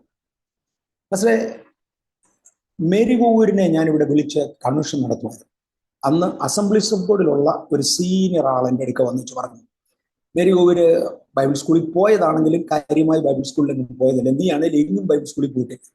ആ സ്ഥിതിക്ക് അവരെ നീ വിളിച്ചുകൊണ്ട് ഇവിടെ മീറ്റിംഗ് നടത്തണ്ട. ഇവിടെ അസംബ്ലീസ് ഓഫ് ഗോഡിൽ PhD കാരുണ്ട്. PhD കാരെന്ന് എടുത്തു പറഞ്ഞില്ല, നല്ല വിദ്യാഭ്യാസമുള്ളവരുണ്ട്, അവരെ വിളിച്ച് നടത്തിയാൽ മതി. ഞാൻ അദ്ദേഹത്തോട് ഏറ്റവും മാന്യമായ ഭാഷയെ പറഞ്ഞുവിടാൻ നോക്കിയിട്ട് അദ്ദേഹം പോവില്ല. അങ്ങനെ വന്നപ്പോൾ ഞാൻ പറഞ്ഞു, അച്ഛാ, നമ്മൾ ഇരിക്കുന്ന ഈ വീട് വയർ ചെയ്തത് വെറും ഇലക്ട്രിക്കൽ ഡിപ്ലോമ ഹോൾഡറാണ്. അദ്ദേഹം ഇത് വയർ ചെയ്ത് വെച്ച് പറഞ്ഞ് ഡി സ്വിച്ച് ഞെക്കിയാൽ ലൈറ്റ് കത്തുമെന്ന് പറഞ്ഞ് കറക്റ്റ് ഞെക്കി നോക്കി കത്തുന്നുണ്ട്. ഒരു ഡിപ്ലോമക്കാരൻ ചെയ്തത്. അവനെ കൊണ്ടൊക്കാത്ത കാര്യങ്ങൾ ഞങ്ങൾ ഒരു ഡിഗ്രി ഹോൾഡറെ കൊണ്ട് ചെയ്യിക്കും. ഒരു ഇലക്ട്രിക് മോട്ടറിന്റെ സ്പീഡ് കൺട്രോൾ ചെയ്യാൻ പറ്റുന്നില്ലെങ്കിൽ ഞാനൊരു മാസ്റ്റർ ഡിഗ്രി ഹോൾഡറെ വിളിക്കും. തീരെ ഒക്കാതെ വന്നാൽ ഞാനൊരു PhD കാരനെ വിളിക്കും, അവനെ കൊണ്ട് ഇത് നടക്കും. അച്ഛൻ ഏതായാലും PhD കാരനാണല്ലോ, അച്ഛനെ കൊണ്ട് എന്നെ ചെയ്യാനൊക്കെ പറഞ്ഞതാ. ഞാനൊരു കള്ളുകൂടിയനെ കൊണ്ടുവരാം, കള്ളുകൂടി മാറ്റിത്തരാം. ഞാനൊരു കുഷ്ഠരോഗിയെ കൊണ്ടുവരാം, സൗഖ്യമാക്കി തരാം. യേശു പറഞ്ഞതിൽ എന്ത് ചെയ്യാൻ അച്ഛനെ കൊണ്ട് നോക്കും. മേരി കോവൂരിനെ കൊണ്ട് കുറച്ചേലും കഴിയും അച്ഛാ. അതുകൊണ്ട് ഡിപ്ലോമക്കാരൻ ചെയ്താൽ മതി, ഞെക്കുന്ന സ്വിച്ചിന് ലൈറ്റ് കത്തണം. അത് കത്തുന്നില്ലെങ്കിൽ ഫലശൂന്യമായ വൃക്ഷമെന്ന് ഞങ്ങൾ വിളിക്കത്തുള്ളൂ. ഞാൻ അദ്ദേഹത്തോട് പറഞ്ഞു, അദ്ദേഹം ഇന്നും ജീവനോടുണ്ട്, എനിക്ക് അദ്ദേഹത്തോട് സ്നേഹമാണ്. അദ്ദേഹവും പറഞ്ഞു, എൻ്റെയും കണ്ണു തുറന്നിടാ കുഞ്ഞ്, എൻ്റെയും കണ്ണു തുറന്നു. അദ്ദേഹത്തിനോട് പറഞ്ഞ വാച, എൻ്റെയും കണ്ണു തുറന്നിടാ കുഞ്ഞ്, എൻ്റെയും കണ്ണു തുറന്നു. ഞാൻ ഇപ്പോഴും അദ്ദേഹത്തിൻ്റെ വീട്ടിൽ പോകാറുണ്ട്, അദ്ദേഹം ഇങ്ങോട്ട് വരാറുണ്ട്, ഞങ്ങൾ സ്നേഹത്തിലാണ്. പക്ഷെ കണ്ണു തുറക്കാൻ സാധിച്ചു. കാര്യം ഹി വാസ് എഡ്യൂക്കേറ്റഡ്, അതുകൊണ്ടാണ് കണ്ണു തുറന്നത്, അല്ലെ കണ്ണു തുറക്കുകയില്ല. ഫലം ഉണ്ടാകാൻ കഴിയുന്നില്ലെങ്കിൽ സംതിങ് റോങ് സംവെയർ. ഞാൻ പറഞ്ഞു, ജീവൻ വെച്ചു കൊടുക്കാൻ തയ്യാറുള്ള ഒരുപാട് പേര് സമർപ്പണത്തിലുണ്ട്. കോടിക്കണക്കിന് രൂപ നമ്മൾ സുവിശേഷത്തിന് വേണ്ടി മുടക്കുന്നുണ്ട്. എന്തുകൊണ്ട് സഭകൾ വളരുന്നില്ല? ഇന്ത്യയിലെ 3.5% ക്രിസ്ത്യാനിത്വം എന്തുകൊണ്ട് 2.5 താണു? ഞാൻ ഔദ്യോഗിക കണക്കാണ് പറഞ്ഞത്, പ്രായോഗികമല്ല. ഇതിനകത്ത് സംവെയർ സംതിങ് റോങ്. ഫലമുള്ളവർ കുറഞ്ഞതുകൊണ്ടാണ്. ഫലമുള്ളവരെ കല്ലെറിയാൻ ഒത്തിരി ആളുകളുണ്ട്. ഇതാ പാസ്റ്റർ സംഭവം. ഞാൻ ഓരോ ചർച്ചിലുമുള്ള എൽഡേഴ്സിൽ നിന്ന് ഉപദേശ സംഹിതകൾ ചോദിച്ചു വാങ്ങിക്കേണ്ടത് ചോദിച്ചു വാങ്ങിച്ച് പരിശുദ്ധാത്മാവിന്റെ പ്രകാശത്തിൽ ദൈവവചനവുമായി കമ്പയർ ചെയ്ത് മാത്രമാണ് ചെയ്യുന്നത്. വേദപുസ്തകം മനസ്സിരുത്തി വായിക്കാനും അതുമായിട്ടുള്ള പുസ്തകങ്ങൾ വായിക്കാനും കണ്ണിന് കാഴ്ച ഉണ്ടായിരുന്നിടത്തോളം കാലം എനിക്ക് കഴിഞ്ഞു. ശുശ്രൂഷകന്മാരിൽ നിന്ന് കേൾക്കാൻ കഴിഞ്ഞു. അങ്ങനെയാ ഇത്രയൊക്കെ ആയത്. താങ്ക് യു എങ്കിലെ, വളരെ വ്യക്തമാണ്. ഒരുപാട് ചോദ്യങ്ങൾക്കുള്ള മറുപടിയാണ് ഇപ്പോൾ പറയുവാനിടയായി തീർന്നത്. താങ്ക് യു, കർത്താവിനെ ഗ്രഹിക്കട്ടെ. ഓക്കെ എങ്കിലെ, അടുത്ത ഒരു സംശയം എന്ന് പറയുന്നത്, വിശ്വാസികളുടെ കഷ്ടപ്പാടുകൾ, അവരുടെ അധ്വാനങ്ങൾ, ഈ വിഷയങ്ങളെ ഒരു ആത്മീയ വളർച്ചയുടെ ഭാഗമായിട്ട് നമുക്ക് കാണാൻ കഴിയുമോ? എന്താണ് അതിന് ഒരു മറുപടി? ആത്മലോകത്തിൽ വളർന്നവർക്കെല്ലാം തന്നെ കഷ്ടപ്പാടുകളുണ്ട്. ലോകത്തിൽ നിങ്ങൾക്ക് കഷ്ടമുണ്ടെന്ന് യേശു പറഞ്ഞ സത്യം. അതിൻ്റെ അർത്ഥം തന്നെത്താൻ കഷ്ടം വരുത്തി വെക്കണമെന്നല്ല. ഒരിക്കലും ഒരു സ്ത്രീയെ അവരുടെ ഭർത്താവ് എന്നും കള്ളും കുടിച്ച് ഇടിക്കുവാരെന്നാ പറയുന്നത്. നമ്മുടെ നാട്ടിൽ കേട്ടിട്ടുള്ള പഴയ കഥയാണ്. ഒരിക്കലും അയാൾ കള്ളുകൂടി നിർത്തി മാനസാന്തരപ്പെട്ടെന്നാ പറയുന്നത്. അന്ന് ഇടിച്ചില്ല. ഇടിക്കാതെ വന്നപ്പോൾ സ്ത്രീക്ക് രാത്രിയിൽ ഉറക്കം വരാഞ്ഞുകൊണ്ട് ഒരു വലിയ കല്ലെടുത്ത് പെരപ്പുറത്ത് ഇട്ടേച്ച് അത് ഞെട്ടാവിട്ട് ഉരുണ്ട് വന്നപ്പോൾ മുതുക് കൊണ്ട് പിടിച്ചു കൊടുത്തെന്നാ പറയുന്നത്. അതിൻ്റെ ഒന്നും ആവശ്യമില്ല. അതുപോലെ വരുത്തി വെക്കുന്ന കഷ്ടം അല്ല, അത് നമുക്ക് ആവശ്യമില്ല. അത് ഒഴിവാക്കണം. നമുക്ക് ബുദ്ധിയുണ്ട്, ബുദ്ധിപൂർവ്വം ഒഴിവാക്കണം. എന്നാൽ ചില കഷ്ടങ്ങൾ ദൈവം അനുവദിക്കും. അതിന് വൻ പ്രതിഫലമുള്ളതായിരിക്കും. ക്രിസ്തുവിൻ്റെ കഷ്ടങ്ങളിൽ കുറവായുള്ളത് തൻ്റെ സഭയാം ശരീരത്തിന് വേണ്ടി ഞാൻ എൻ്റെ ശരീരത്തിൽ അനുഭവിക്കുന്നു എന്ന് പൗലോസ് പറയുന്നത് കറക്റ്റാണ്. അതിൻ്റെ ഗൗരവം, ഞാൻ മാംസം ഭക്ഷിക്കുന്നത് എൻ്റെ സഹോദരന് ഇടർച്ചയാണെങ്കിൽ മേലാൽ മാംസം ഭക്ഷിക്കുന്നില്ല എന്നൊരു തീരുമാനം എടുക്കുന്നത് വരെയാണ്. പക്ഷെ അത് ഒരു അപ്പോസ്തോലിക ലെവലില്ല, താണ ലെവലിലല്ല. ഇന്നലെ രക്ഷിക്കപ്പെട്ട ഒരു പുള്ളിക്കാരൻ ഇന്ന് ഒരു മാംസം തിന്നത്തില്ലെന്ന് പറഞ്ഞാൽ അത് കർത്താവിന് വേണ്ടി ഒന്നുമല്ല, അത് നിന്റെ മണ്ടത്തരമാണ്. ഒരു അപ്പോസ്തോലിക ലെവലിൽ വന്നപ്പോൾ ആ ലെവലിൽ പക്ഷേ അതുപോലുള്ള കഷ്ടം സഹിക്കുന്നവരാണ് സകല കർത്തൃദാസന്മാർ. ഇന്ന് ഒരെന്നെ ഉയർന്നു നിൽക്കുന്ന സകലരും എനിക്ക് ദൈവത്തിന്റെ കൃപയാൽ ഒരു ലെവലിന്റെ മേളിലുള്ള എല്ലാവരെയും എനിക്ക് പൊതുവെ അറിയാം. ഇന്നത്തെ തലമുറയിൽ ഇവരെല്ലാം എൻ്റെ കൂടെ വളർന്നവരാണ്, എൻ്റെ കൂടെ നിന്നവരാണ്. ഇവരെല്ലാം ക്രിസ്തു നിമിത്തം ഒരുപാട് കഷ്ടം സഹിക്കുന്നവരാണ്. ഈ വഴിയെ പോയവൻ്റെ ഒക്കെ വാക്ക് കേൾക്കുന്നത് തന്നെ കഷ്ടമല്ലേ. മുമ്പേ പറഞ്ഞത് ഒരു ബന്ധവുമില്ല, അത് ഒരു ബന്ധവുമില്ല. ഈ യേശുവിനെ കുറിച്ച് കംപ്ലൈന്റ് ഇല്ല, പൗലോസിനെ കുറിച്ച് കംപ്ലൈന്റ് ഇല്ലായിരുന്നു. ഇതൊക്കെ അവരുടെ കഷ്ടാനുഭവങ്ങളുടെ ഭാഗമാണ്. ഇതുപോലെ ഇവരെ കുറിച്ചെല്ലാം കംപ്ലൈന്റ് ഉണ്ട്, ഇവരുടെ കഷ്ടാനുഭവങ്ങളുടെ ഭാഗമാണ്. ഇവർക്കെല്ലാം അതുണ്ട്, എനിക്കുണ്ട്. പല കാര്യങ്ങളിൽ കഷ്ടമുണ്ട്. അതിപ്പോ എല്ലാവരും പൊക്കിപ്പിടിച്ചോണ്ട് നടക്കത്തില്ല. എനിക്കാണ് കട്ടം വന്നി, ഞാൻ 3 ദിവസം പട്ടിണി കിടന്നു, ഇതൊന്നും ആരും പറയാൻ പോകില്ല. അതുകൊണ്ട് അധ്വാനത്തിനും കഷ്ടതയ്ക്കും അതിൻ്റെ സ്ഥാനമുണ്ട്. ആവശ്യമില്ലാത്ത കഷ്ടപ്പാടുകൾ ഒഴിവാക്കുകയും വേണം. അടുത്ത ഒരു ചോദ്യം എന്ന് പറയുന്നത്, 80ാമത്തെ വയസ്സിലേക്ക് പ്രവേശിക്കുന്ന ഈ വേളയിൽ കഴിഞ്ഞ ദീർഘവർഷങ്ങളായി ബാംഗ്ലൂർ പട്ടണത്തിൽ കർത്താവ് ഏൽപ്പിച്ച ശുശ്രൂഷ ഭംഗിയായി ചെയ്തുകൊണ്ടിരിക്കുന്നു. അപ്പോൾ തന്നെ ദൈവം അയക്കുന്ന ഇടങ്ങളിലൊക്കെ കടന്നുപോയി ശക്തമായി തന്നിരിക്കുന്ന കൃപയ്ക്കനുസരിച്ച് ശുശ്രൂഷകൾ ചെയ്തുകൊണ്ടിരിക്കുന്നു. മറ്റുള്ള പ്രസംഗകരിൽ നിന്നും അല്ലെങ്കിൽ സാധാരണ സന്ദേശങ്ങളിൽ നിന്നും എത്രത്തോളം വ്യത്യസ്തമായ സന്ദേശങ്ങളാണ് കർത്താവിൻ്റെ ദാസന് സമൂഹത്തിൽ പറയുവാൻ അല്ലെ പങ്കുവയ്ക്കുവാൻ ആഗ്രഹിക്കുന്നത്? എങ്ങനെയുള്ള സന്ദേശങ്ങളാണ് ആളുകളിലേക്ക് എത്തിക്കുവാൻ ആഗ്രഹിക്കുന്നതെന്ന് ഒരു രത്നചുരുക്കമായിട്ട് ചില കാര്യങ്ങളൊന്ന് പറയാമോ? ഞാൻ വ്യത്യസ്ത കമ്മ്യൂണിറ്റികളിൽ ശുശ്രൂഷിക്കുമ്പോൾ ആ കമ്മ്യൂണിറ്റിക്ക് അനുയോജ്യമായ ഒന്ന് എൻ്റെ അറിവിൽ നിന്ന് ആ കമ്മ്യൂണിറ്റി ഇങ്ങനെയാണെന്ന് എനിക്കറിയാമെങ്കിൽ അത്. 2, അവിടെ എന്നെ വിളിക്കുന്ന ദൈവദാസന്മാർ പറഞ്ഞു തരുന്ന ഇൻട്രഡക്ഷൻ ഒത്തവണ്ണം, ഇതിൻ്റെ 2ൻ്റെയും അപ്പുറത്ത് ദൈവം എന്തെങ്കിലും ഒരു കാഴ്ചപ്പാട് തരികയാണെങ്കിൽ അതിനൊത്തവണ്ണം ഞാൻ ശുശ്രൂഷിക്കും. ആളുകൾ രക്ഷിക്കപ്പെടാനുള്ള ഇടങ്ങളിൽ ഞാൻ സാൽവേഷൻ മെസ്സേജ് മാത്രമേ കൊടുക്കത്തുള്ളൂ. ഈ ദിവസങ്ങളിൽ സത്യത്തിന് അത് നിർത്തി സാൽവേഷൻ ആൻഡ് ബാപ്റ്റിസം ഒന്നിച്ചേ കൊടുക്കുന്നുള്ളൂ ഈ ദിവസങ്ങളിൽ. പക്ഷെ രക്ഷിക്കപ്പെട്ടവരുടെ ഇടയിൽ ഇപ്പോൾ ഞാൻ സാൽവേഷൻ പ്രസംഗിക്കത്തില്ല. ഞാൻ അവരോട് വേർപാടിനെ കുറിച്ച് പറയും. ഞാൻ വേർപാടിനെ കുറിച്ച് ഒരുപാട് പറയാറുണ്ട്. ഒരുപാട് ചരിത്രന്മാർക്ക് അതിന് വൈരാഗ്യമുണ്ട്. ഞാൻ വേർപാടിനെ കുറിച്ച് ഗൗരവമായി പറയും. ഇനി വേർപെട്ടവരാണ് ഒരു വിഭാഗം ആളുകളെങ്കിൽ പരിശുദ്ധാത്മാവിന്റെ കൃപകളെക്കുറിച്ചും കൃപാവരങ്ങളെക്കുറിച്ചും, ശുശ്രൂഷ പ്രയോജനപ്പെടാത്തവരാണ് ആളുകളെങ്കിൽ ആത്മീയ അതോറിറ്റി എന്താണ്, നമുക്ക് സാത്താന്റെ മേലെ എങ്ങനെ ജയമെടുക്കാൻ കഴിയും, എങ്ങനെ നമ്മൾ റിസൾട്ട് ഉണ്ടാക്കും, ഇതായിരിക്കും എൻ്റെ വിഷയം. ഞാൻ നിന്നെ മൂർച്ചയുള്ളതും പല്ലേറിയതും പുതിയതുമായ മെതിവണ്ടിയാക്കും.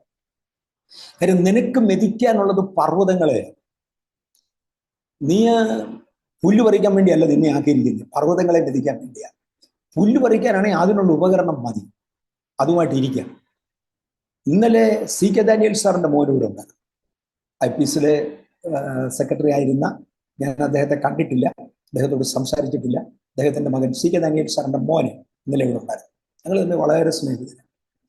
അപ്പൊ അദ്ദേഹം ഇങ്ങനെ സംസാരിച്ച് കൂട്ടത്തിൽ പറഞ്ഞു, സാക്ഷി എന്ന് പറയുന്ന ഒരു ഘടകം സഭായോഗത്തിൽ ഉൾപ്പെടുത്താൻ ഞങ്ങൾ തീരുമാനിച്ചത്, അതിൻ്റെ അതോറിറ്റിയാണിത്.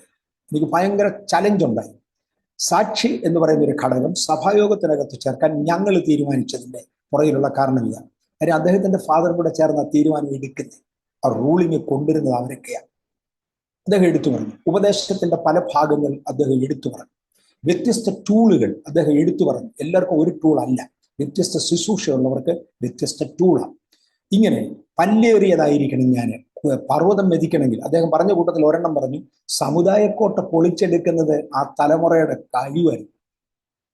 അവർ ഒരായുസ് കൊണ്ട്, ഒരു തലമുറ കൊണ്ട് സമുദായക്കോട്ടകൾ പൊളിച്ചു. പറഞ്ഞു ജാതിക്കോട്ടകൾ പൊളിച്ചത് കൊണ്ടാണ് ബാംഗ്ലൂർ ഉണ്ടായത്. അതിന് ആ ബലം പോരാ, അതിനേക്കാൾ കൂടുതൽ വേണം. എവിടെ ദൈവമാക്കും അതിനനുസരിച്ചുള്ള ടൂൾസ് ആണ്. ഞാൻ പറയാറുണ്ട്, ചിലയിടത്ത് പ്രസംഗം ഫലിക്കും, ഞാൻ അവിടെ പ്രസംഗം പറയും. വേറെ ചിലയിടത്ത് പ്രസംഗം കേട്ടാൽ അല്ലടി അവരഞ്ച് ആളുകളൊക്കെ പോക്കോളും. ഒരു ഗുണവും, ഒരു സഭയ്ക്ക് ഒരു വളർച്ച ഉണ്ടാകത്തില്ല.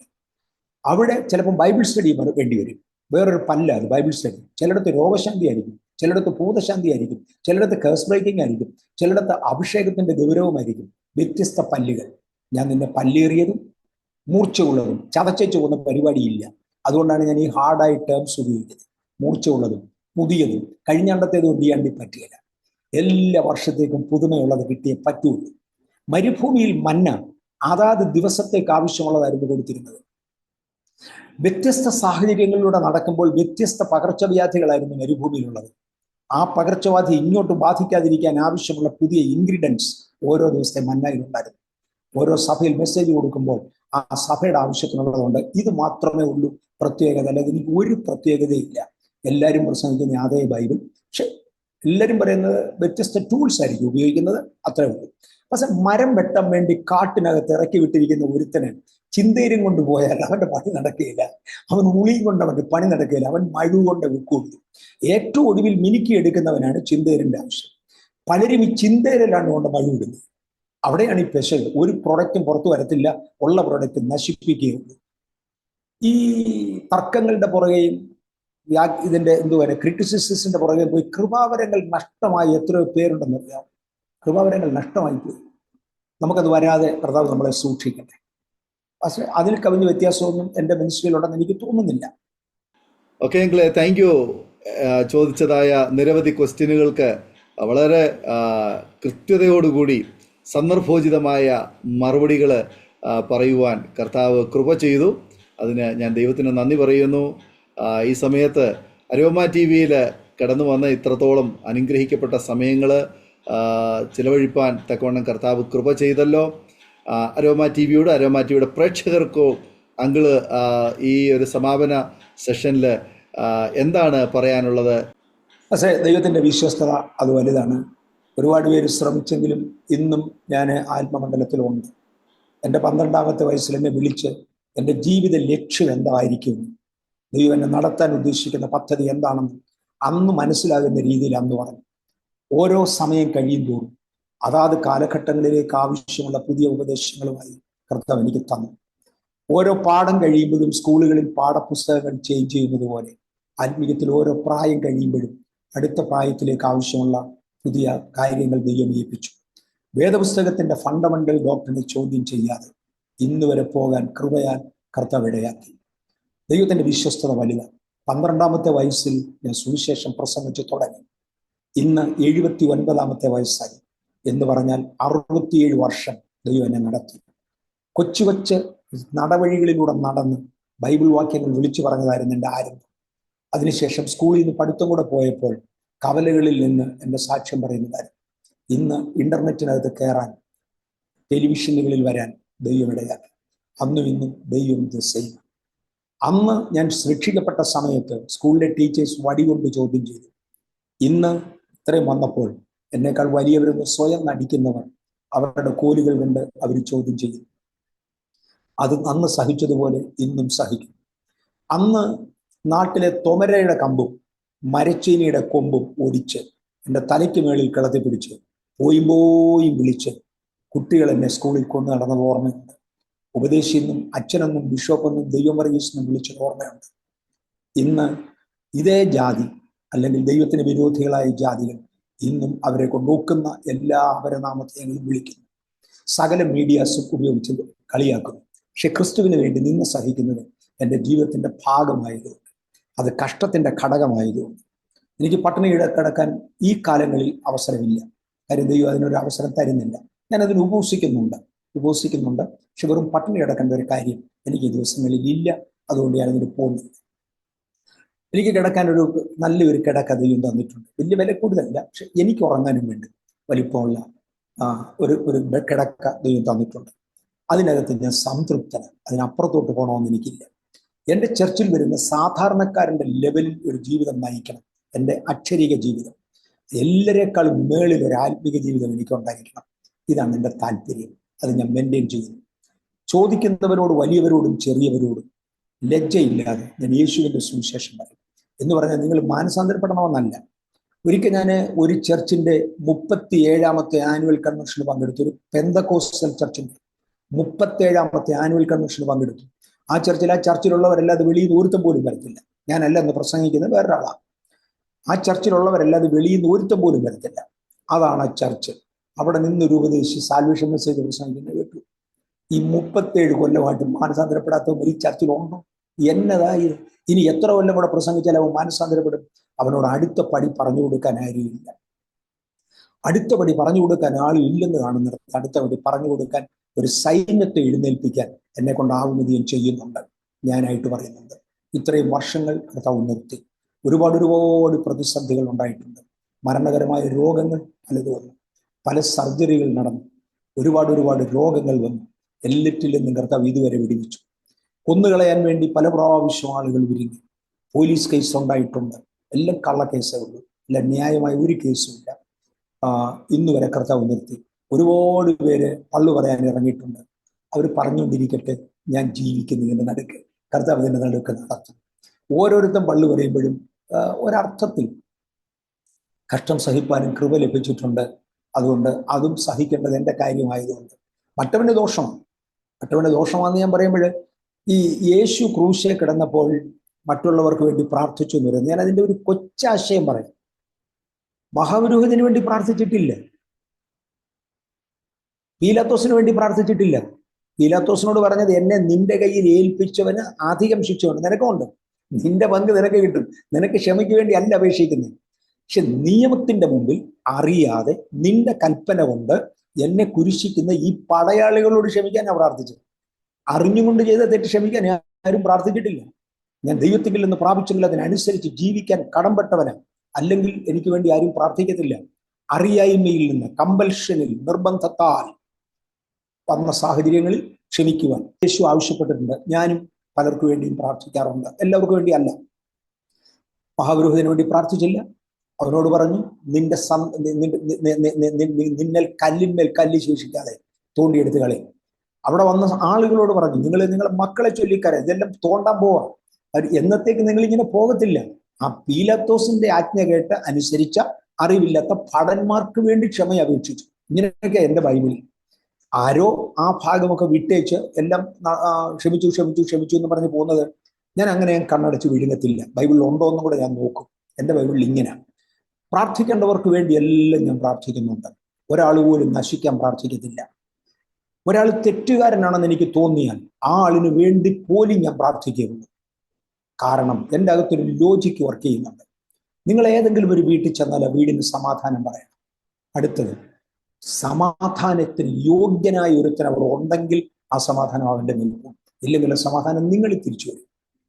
ഒരു കുറ്റം ചെയ്ത ഒരുത്തനോടെ വന്നാൽ കർത്താവ് ഇവനെ അനുഗ്രഹിക്കണമെന്നേ പ്രാർത്ഥിക്കത്തുള്ളൂ. അവൻ അനുഗ്രഹത്തിന് യോഗ്യനാണെങ്കിൽ അവൻ്റെ പോകും, ഇല്ലെങ്കിൽ അത് തിരിച്ച് എൻ്റെ വരും. ഞാൻ അവർക്ക് വേണ്ടി അനുഗ്രഹിച്ചേ പ്രാർത്ഥിക്കത്തുള്ളൂ. നശിച്ചു പോകട്ടെ എന്ന് ഞാൻ പറയാറില്ല. ഇന്നുവരെ ആരോടും പറഞ്ഞിട്ടില്ല. ഇന്നുവരെ എൻ്റെ ആയുസ്സിൽ ആയിരക്കണക്കിന് ആളുകളുടെ തലയിൽ കൈവെക്കാൻ, നൂറുകണക്കിന് ആളുകൾ കോർഡിനേഷൻ കൊടുക്കാനും ഒക്കെ കഴിഞ്ഞിട്ടുണ്ടെങ്കിൽ ഒരുത്തനെ മാത്രമാണ് ഞാൻ മുടക്കിയിട്ടു. ഈ ആയുസ് നിനക്ക് നിത്യതയിൽ പങ്കില്ല, പൊക്കോളാൻ പറഞ്ഞു ഒരു ലെറ്റർ എഴുതി കൊടുത്തത് ദൈവം. അത് നിത്യത വരെ നിൽക്കും, മാറാൻ ഒക്കത്തില്ല. അല്ലെ പിന്നെ ബൈബിൾ മൊത്തം തെറ്റും, ദൈവം അല്ലെന്ന് വരും. ഒരാളിനോട് ചെയ്തിട്ടുള്ളൂ കാര്യം. അത് അതിത്താഴെ ഒന്നുകൊണ്ട് ഒക്കത്തില്ല. പൗലോസ് പോലും ഒരുത്തനെ സാത്താനെ ഏൽപ്പിച്ചു വിട്ടല്ലോ. യേശു പോലും ഒരു യൂദായെ ശപിച്ചു വിട്ടല്ലോ. സഭ മുഴുവനും യൂദായെ ശപിച്ച് പുറത്താക്കിയല്ലോ. അതുപോലുള്ള അനുഭവങ്ങൾ, ഇങ്ങനെ പല അനുഭവങ്ങളുടെ ഇതിനകത്ത് പോവുക. കർത്താവ് അനുവദിക്കുമെങ്കിൽ അടുത്തൊരു തലമുറ എഴുന്നേക്കുമെന്ന് എനിക്ക് നല്ല ഉറപ്പാണ്. ആ തലമുറ കർത്താവിനെ സേവിക്കും. ഞാൻ ഈ തലമുറയ്ക്ക് വേണ്ടി കുറച്ച് വില മുടക്കിയെങ്കിലേ പറ്റൂ. കാര്യം ഞാനിതിന് വില മുടക്കിയാൽ അടുത്തൊരു തലമുറ എഴുന്നേക്കും. അതുകൊണ്ട് ഞാൻ വില മുടക്കുന്നു.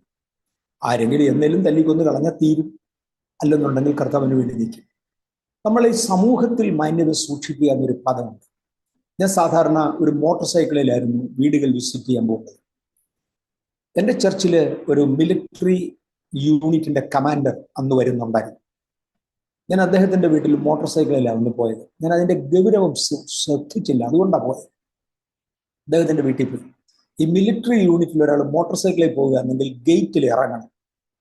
ഇതിൽ ഇറങ്ങി പോലീസിന്റെ അടുക്ക ചെന്ന് ഒരു രജിസ്റ്ററിനകത്ത് എഴുതി എവിടോട്ടാ പോകുന്നത്, എന്തിനാ വന്നതെന്നൊക്കെ ചോദിച്ച് വെഹിക്കിൾ നമ്പറും കൊടുത്തേച്ച്. ചില യൂണിറ്റുകളിൽ വെഹിക്കിൾ അകത്ത് കൊണ്ടുപോകാൻ സമ്മതിക്കും, ചിലയിടത്ത് അതുപോലും സമ്മതിക്കില്ല. മോട്ടോർ സൈക്കിളിൽ നിന്ന് ഇറങ്ങി അങ്ങനെ അവിടെ ചെന്ന് വെഹിക്കിൾ എടുത്ത് പോയി. ഞാൻ അവിടെ ചെന്നപ്പോൾ ഇന്നാളിനെ കാണാനാ വന്നെന്ന് പറഞ്ഞപ്പോഴത്തേക്ക് പോലീസുകാരൻ്റെ മോഹഭാവം മാറി. അദ്ദേഹത്തിന്റെ കമാൻഡറെ കാണാനാ വന്നത്. അപ്പൊ കമാൻഡറെ കാണാൻ വരുന്നവർത്തിനെ ഗേറ്റിൽ ഇറക്കാൻ പാടില്ല. അത് അബദ്ധമായി പോയി. രണ്ടായാലും ഞാൻ ആ കമാൻഡറുടെ വീട്ടിൽ എത്തുന്നതിന് മുമ്പ് ഇവൻ അദ്ദേഹത്തെ വിളിച്ചത് പറഞ്ഞു, സാർ ഒരു അബദ്ധം പറ്റി, സാറിനെ കാണാൻ ഒരു ഗസ്റ്റ് വന്നിരുന്നു, ഞാൻ ഇങ്ങനെ സാറിനെ അവനെ ഗേറ്റിൽ ഇറക്കിപ്പോയി, അത് സാറിന്റെ വഴി വരാൻ അറിഞ്ഞുകൊണ്ടല്ല എന്ന്.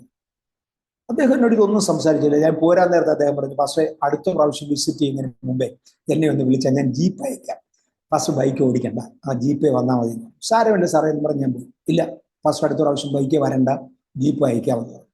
ഞാൻ അടുത്തൊരു പ്രാവശ്യം അതുവഴി പോകുമ്പോൾ ബൈ മിസ്റ്റേക്ക് ഞാൻ ഓർത്ത് അദ്ദേഹത്തെ ഒന്ന് കണ്ട് പ്രാർത്ഥിച്ചു പോരാ, വീടുകൾ വിസിറ്റ് ചെയ്യുന്ന കയറി ഇതുപോലെ തന്നെ. പിന്നെ അദ്ദേഹം ചർച്ച് വന്നിട്ടില്ല. ഇപ്പൊ പിന്നെ വരുന്നുണ്ട്, ദാറ്റ് ഇസ് ഡിഫറെന്റ്. പിന്നെ അദ്ദേഹം ചർച്ച് വന്നില്ല. അദ്ദേഹം പറഞ്ഞു കാറിൽ വരുന്ന പാസ്റ്റേഴ്സ് ഉണ്ടോ എന്ന് നോക്കാം. അദ്ദേഹത്തിന്റെ അഹങ്കാരം കൊണ്ടല്ല, പക്ഷെ തനിക്ക് സമൂഹത്തിൽ ഒരു സ്റ്റാറ്റസ് ഉണ്ട്, അതിന്റെ താവോട്ട് പോകാൻ പാടില്ല. ഞാനൊരു കീറിയ ഉടുപ്പിട്ട ഒരു തകരാറുമില്ല പാസ്റ്റർ.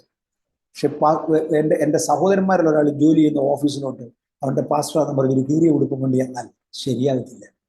മാനേഴ്സ് നമുക്ക് ആവശ്യമാണ്. എൻ്റെ ഒരു സ്നേഹിതന്റെ മോടെ വിവാഹത്തിന് അദ്ദേഹം ആരാധിക്കുന്ന ചർച്ചിലെ പാസ്റ്ററെ കൂടെ കൊണ്ടുപോയി. അവിടെ ചെന്ന് സംസാരിക്കുമ്പോൾ പാസ്റ്റർ വിരൽ ചൂണ്ടിക്കൊണ്ടാണ് സംസാരിക്കുന്ന മനുഷ്യന്റെ നേരെ. നിങ്ങൾ പറഞ്ഞു കല്യാണം മാറിപ്പോയി. കല്യാണം മാറിയും പറഞ്ഞു ആ മനുഷ്യനെയും കൊണ്ടാണ് നടക്കുന്നത്. അവന്റെ സ്റ്റാൻഡേർഡ് താഴെ. ആ സ്റ്റാൻഡേർഡിൽ ഒരു കൂട്ടത്തിലോട്ട് എൻ്റെ മോളെ കൊടുക്കത്തില്ല. മനുഷ്യന്റെ സ്റ്റാറ്റസ് നമ്മൾ നോക്കിയേ പറ്റത്തുള്ളൂ, അത് അംഗീകരിച്ചേ പറ്റൂ, അതിനനുസരിച്ച് ജീവിക്കണം. പക്ഷേ സമൂഹത്തിലെ ആവറേജ് ആളിനേക്കാൾ മേളിപ്പോയാൽ പിന്നെ എന്നെ സെർവൻ്റ് എന്ന് വിളിക്കാൻ കൊള്ളത്തില്ല. പിന്നെ എന്നെ വിളിക്കേണ്ടത് അവരുടെ മാസ്റ്റർ എന്നാണ്. എനിക്കത് വരരുത്. I am called as a servant. അത് ഇന്ന് വരെ മെയിൻറ്റെയിൻ ചെയ്യുന്നു, ഇനി മെയിൻറ്റെയിൻ ചെയ്യാൻ താല്പര്യപ്പെടുന്നു. പക്ഷേ ഇത്രയൊക്കെ എനിക്ക് പറയാൻ അറിയത്തുള്ളൂ. Thank you. സ്തോത്രം. ഒരുപാട് അറിവുകൾ, ഒരുപാട് അനുഭവങ്ങൾ, ഒരുപാട് ഓർമ്മകൾ, ഒത്തിരി സമയങ്ങൾ വേർതിരിച്ച് ഒരുപാട് ചോദ്യങ്ങൾക്കുള്ള വ്യക്തമായ മറുപടി അതത് സമയങ്ങളിൽ പങ്കുവയ്ക്കുവാൻ കർത്താവ് കൃപ ചെയ്തത് ഓർത്ത് ഞാൻ ദൈവത്തിന് നന്ദി പറയുന്നു. പ്രിയ അങ്കിളിനുള്ളതായ ഹൃദയംഗമായ നന്ദി ഇത്തരണത്തിൽ അറിയിക്കുന്നു. ഒരുപാട് പേരുടെ ഒരുപാട് ചോദ്യങ്ങൾക്കുള്ള മറുപടിയാണ് ഈ ദിവസങ്ങളിൽ ഈ പ്ലാറ്റ്ഫോമിൽ പങ്കുവയ്ക്കുവാൻ ഇടയായി തീർന്നത്. അതിൻ്റെ പിന്നിലുള്ളതായ ഉദ്ദേശം എന്ന് പറയുന്നത് ദൈവസഭ വളരണം, ദൈവരാജ്യം വളരണം, അത് അനുഗ്രഹിക്കപ്പെട്ട നിലയിൽ ജനങ്ങൾക്ക് അനുഗ്രഹമായി തീരണം എന്നുള്ള ഉദ്ദേശശുദ്ധിയോടുകൂടിയാണ്. പല തെറ്റിദ്ധാരണകളും മാറണം, പല ചോദ്യങ്ങൾക്കുള്ള മറുപടി ജനങ്ങളിലേക്ക് എത്തണം, പലരും അവർ ദൈവസന്നിധിയിൽ അനുഗ്രഹിക്കപ്പെടണം എന്ന് ഒരു ആഗ്രഹം ഹൃദയത്തിലുണ്ടായതിൻ്റെ വെളിച്ചത്തിൽ മാത്രമാണ് ഇങ്ങനെ ഒരു ക്രമീകരണം ഈ ദിവസങ്ങളിൽ ചെയ്യുവാൻ താല്പര്യപ്പെട്ട് അങ്കിളിനോട് കാര്യം ഷെയർ ചെയ്തപ്പോൾ യാതൊരു വൈമനസ്യവും കൂടാതെ വളരെ താല്പര്യത്തോടുകൂടി ഞാൻ പ്രതീക്ഷിച്ചതിനേക്കാൾ ഉപരിയായി വളരെ ഭംഗിയായിട്ട് ആ കാര്യങ്ങൾ കൈകാര്യം ചെയ്യുവാൻ സമയം വേർതിരിച്ച് കടന്നു വന്ന പ്രിയ അങ്കിളിനോട് ഒരുപാട് നന്ദി അറിയിക്കുന്നു. പ്രത്യേകിച്ച് ഉപവാസ പ്രാർത്ഥന നടക്കുന്നു, വളരെയേറെ തിരക്കുകളുണ്ട്, ശുശ്രൂഷയ്ക്ക് ഒത്തിരി സമയങ്ങൾ വേർതിരിക്കേണ്ടതായിട്ടുണ്ട്. അതുപോലെ ഒരുപാട് ഉത്തരവാദിത്തങ്ങൾ, ഭാരിച്ച ഉത്തരവാദിത്തങ്ങളൊക്കെ കൈകാര്യം ചെയ്യുന്ന ഒരു വ്യക്തി എന്ന നിലയിൽ ഞാൻ ചിന്തിച്ചു അങ്കിളിനെ വിളിച്ചാൽ വരുമോ എന്ന് എനിക്കൊരു സംശയം ഉണ്ടായിരുന്നു. പക്ഷേ യാതൊരു വൈമനസ്യവും കൂടാതെ ഞാൻ എൻ്റെ ക്ഷണം സ്വീകരിച്ച് ഈ അരോമ ടി വിയിൽ കടന്നു വന്നതിന് ഒരുപാട് നന്ദി വീണ്ടും അറിയിക്കുന്നു. കർത്താവ് അനുഗ്രഹിക്കട്ടെ എന്ന് ഇത്തരണത്തിൽ ആശംസിക്കുന്നു, പ്രാർത്ഥിക്കുന്നു. ഞങ്ങളുടെ പ്രവർത്തനങ്ങളെയും ഓർത്ത് പ്രാർത്ഥിക്കുമല്ലോ. അരോമ ടി വിയുടെ പ്രേക്ഷകർക്ക് ഈ ദിവസങ്ങളിൽ നിങ്ങൾ കേട്ടതായ ഈ ചോദ്യോത്തര പങ്ക്തി അല്ലെങ്കിൽ അഭിമുഖ സെഷൻ ഒരു അനുഗ്രഹമായി തീർന്നു എന്ന് തന്നെയാണ് ഞങ്ങൾ വിശ്വസിക്കുന്നത്. പലരും കമൻറ്റ് ബോക്സിൽ നല്ല അഭിപ്രായങ്ങൾ, വളരെ അനുഗ്രഹിക്കപ്പെട്ട ടെസ്റ്റ് മണി അല്ലെങ്കിൽ അനുഗ്രഹിക്കപ്പെട്ട സെഷൻ ആയിരുന്നു എന്ന് പലരും അഭിപ്രായങ്ങൾ പറഞ്ഞിട്ടുണ്ട്. എന്നാൽ വീഡിയോ കാണാതെയും കേൾക്കാതെയും പലരും പല അഭിപ്രായങ്ങളും തെറ്റായിട്ട് പറയുന്നവരുമുണ്ട്. ഞങ്ങൾക്ക് നിങ്ങളോട് ഒരു കാര്യം അറിയിക്കാനുള്ളത്, ഒരിക്കലും ഒരു തെറ്റായ ഒരു ഉദ്ദേശത്തോടു കൂടിയല്ല ഈ ഒരു ശുശ്രൂഷ ഈ പ്ലാറ്റ്ഫോമിൽ ക്രമീകരിക്കുവാൻ തക്കവടിയായി തീർന്ന. പകരം കർത്താവിൻ്റെ നാമം മഹിമപ്പെടണം, ദൈവസഭ അനുഗ്രഹിക്കപ്പെടണം. ലോകത്തിൻ്റെ എല്ലാ കോണുകളിലും ഇരുന്ന് ഞങ്ങളെ ശ്രവിക്കുന്ന പ്രിയപ്പെട്ടവർ അടുത്ത ദിവസങ്ങളിൽ നമ്മുടെ മനോഭാവങ്ങൾക്ക്, നമ്മുടെ ഹൃദയത്തിൽ ഏതെങ്കിലും വിധത്തിലുള്ളതായ തെറ്റായ ചിന്താഗതികൾ ഉണ്ടെങ്കിൽ അതെല്ലാം മാറി കർത്താവിൻ്റെ വചനത്താൽ നാം ഒരുമിച്ച് പണിയപ്പെടുവാൻ തക്കവണ്ണം ഏൽപ്പിച്ചു കൊടുക്കുവാൻ ഈ സെഷൻ നിങ്ങൾക്ക് ഏവർക്കും പര്യാപ്തമായി തീർന്നു എന്ന് ഞങ്ങൾ പൂർണ്ണമായി വിശ്വസിക്കുന്നു. ഞങ്ങളുടെ ധാരാളം സന്ദേശങ്ങൾ നമ്മുടെ വിവിധ ചാനലുകളിൽ ഒക്കെ കിടപ്പുണ്ട്. എന്നാൽ അതിനേക്കാൾ ഉപരിയായി ഇതൊരു ചോദ്യോത്തര പങ്ക്തി എന്ന നിലയിൽ ഈ അഭിമുഖം നമുക്ക് ക്രമീകരിക്കാൻ കർത്താവ് സഹായിച്ചു. വരും ദിവസങ്ങൾ അനേക പ്രിയപ്പെട്ടവർക്ക് ഒരു അനുഗ്രഹമായി തീരുമെന്ന് ഞാൻ പൂർണ്ണമായി വിശ്വസിക്കുന്നു. നമുക്ക് ഒരുമിച്ച് ഒരു നിമിഷം പ്രാർത്ഥിക്കാം. കർത്താവിൻ്റെ വിലപ്പെട്ട ദാസൻ പ്രിയ എം എ വർഗീസ് അങ്കിള് പ്രേക്ഷകർക്ക് വേണ്ടിയിട്ട് ഈ സമയം ഒരു വാക്കിൽ പ്രാർത്ഥിക്കും. ആമേൻ. കർത്താവ് നമ്മെ എല്ലാവരെയും സഹായിക്കുമാറാകട്ടെ. പ്രാർത്ഥിക്കും. Praise the Lord. ഞങ്ങളുടെ കർത്താവും ഞങ്ങളുടെ ദൈവവുമേ, അടിയങ്ങൾക്ക് തന്ന സമയത്തിനായി സ്തോത്രം. കർത്താവേ, അങ്ങയുടെ ജനത്തിന്റെ നന്മയ്ക്കും അനുഗ്രഹത്തിനുമായി സമയം ചെലവഴിപ്പാൻ അടിയനും തന്ന കൃപയ്ക്കായി സ്തോത്രം. അതിനുവേണ്ടി ശുശ്രൂഷ മാറ്റിവെച്ച അരോമ ടിവിയെയും അതിൻ്റെ സംഘാടകരെയും അതിൻ്റെ ഓണറേയും അതിൻ്റെ പിമ്പിൽ പ്രവർത്തിക്കുന്ന ദൈവദാസന്മാരെയും തൃക്കരങ്ങളിൽ ഏൽപ്പിച്ച് ഞാൻ അവരെ അനുഗ്രഹിക്കുന്നു. കേൾവിക്കാർക്ക് ഇത് ദോഷമായി ഭവിക്കരുതേ. യേശുവിനെ അപമാനിച്ചതുപോലെ, അപ്പോസ്തലന്മാരെ അപമാനിച്ചതുപോലെ, പരിശുദ്ധാത്മാവിനെ അപമാനിച്ചതുപോലെ, ദൈവഭക്തന്മാരെ അപമാനിച്ചുകൊണ്ട് ലൂസിഫറിന് ആരാധന കരയേറ്റുവാൻ, അറിഞ്ഞോ അറിയാതെയോ പാപത്തിലകപ്പെടുവാൻ ആർക്കും ഇടയാകരുതേ. കർത്താവിനെ മാനിക്കുവാൻ അവർക്കിടയാക്കണേ, ദൈവത്തെ മാനിക്കുവാൻ അവർക്കിടയാക്കണേ. ഞങ്ങളുടെ കേൾവിക്കാരെ ഞാൻ യേശുവിൻ്റെ നാമം ചൊല്ലി അനുഗ്രഹിക്കുന്നു. ആ ദിവ്യാനുഗ്രഹം ജനത്തിൻ്റെ മേലിരിക്കട്ടെ. മഹത്വം കർത്താവിനാകട്ടെ. ജനം അനുഗ്രഹിക്കപ്പെടട്ടെ, വാഴ്ത്തപ്പെടട്ടെ. സഭകൾ എണ്ണത്തിലും ക്വാളിറ്റിയിലും വർദ്ധിക്കുവാൻ, ഇഫക്റ്റീവായി മാറുവാൻ കർത്താവിടയാക്കണേ. അത് യേശുവിൻ്റെ നാമത്തിൽ തന്നെ. ആമേൻ, ആമേൻ. താങ്ക് യു പ്രിയ എം.എ. വർഗീസ് അങ്കിൾ. ഈ സമയങ്ങളൊക്കെ ഞങ്ങളോടൊപ്പം സമയം വേർതിരിച്ച് കടന്നു വന്നതിന് ഒരുപാട് നന്ദി, സ്നേഹം അറിയിക്കുന്നു. കർത്താവ് ധാരാളം അനുഗ്രഹിക്കട്ടെ. ഞങ്ങളെ ഓർത്ത് പ്രാർത്ഥിക്കുക. അടുത്ത അനുഗ്രഹിക്കപ്പെട്ടതായ ഒരു സാക്ഷ്യവും വീഡിയോകളുമായിട്ട് അടുത്ത ദിവസങ്ങളിലെ പ്രേക്ഷകരോടൊപ്പം സമയം ചെലവഴിക്കുവാൻ ഞങ്ങൾ വീണ്ടും കടന്നു വരുന്നു. അതുവരേക്കും എല്ലാ പ്രിയപ്പെട്ടവർക്കും good bye. God bless you all. ഓർമ്മയുടെ മനോരഥത്തിൽ മായാത്ത ഓർമ്മയ്ക്കായി അരോമ മാട്രിമോണിയിൽ നിന്നും ജീവിത പങ്കാളിയെ കണ്ടെത്തൂ. നിങ്ങൾ ഒരു ക്രിസ്തീയ ജീവിത പങ്കാളിയെ അന്വേഷിക്കുകയാണോ? അതോ മക്കൾക്ക് അനുയോജ്യമായ ഒരു തക്ക തുണയ്ക്ക് വേണ്ടി പ്രാർത്ഥിക്കുന്ന വ്യക്തിയാണോ? എങ്കിൽ അരോമ മാട്രിമോണി നിങ്ങൾക്ക് വേണ്ടിയാണ്. ഇന്നു തന്നെ സൗജന്യമായി രജിസ്റ്റർ ചെയ്യൂ. അരോമ മാട്രിമോണിയുടെ പ്രത്യേകതകൾ: രജിസ്ട്രേഷൻ തികച്ചും സൗജന്യം. ലോകത്തെവിടെയുമുള്ള അനുയോജ്യമായ ക്രിസ്തീയ ജീവിത പങ്കാളിയെ തിരഞ്ഞെടുക്കാം. വിവാഹം നടക്കുന്നതുവരെ സർവീസ് ലഭിക്കുന്നു. ഏറ്റവും ചെറിയ പാക്കേജുകളും തിരഞ്ഞെടുക്കാം. അരോമ മാട്രിമോണി നിങ്ങൾക്കായി ഒരുക്കുന്നു വിവാഹം പരമാനന്ദം. Email aroma matrimony2020@gmail.com.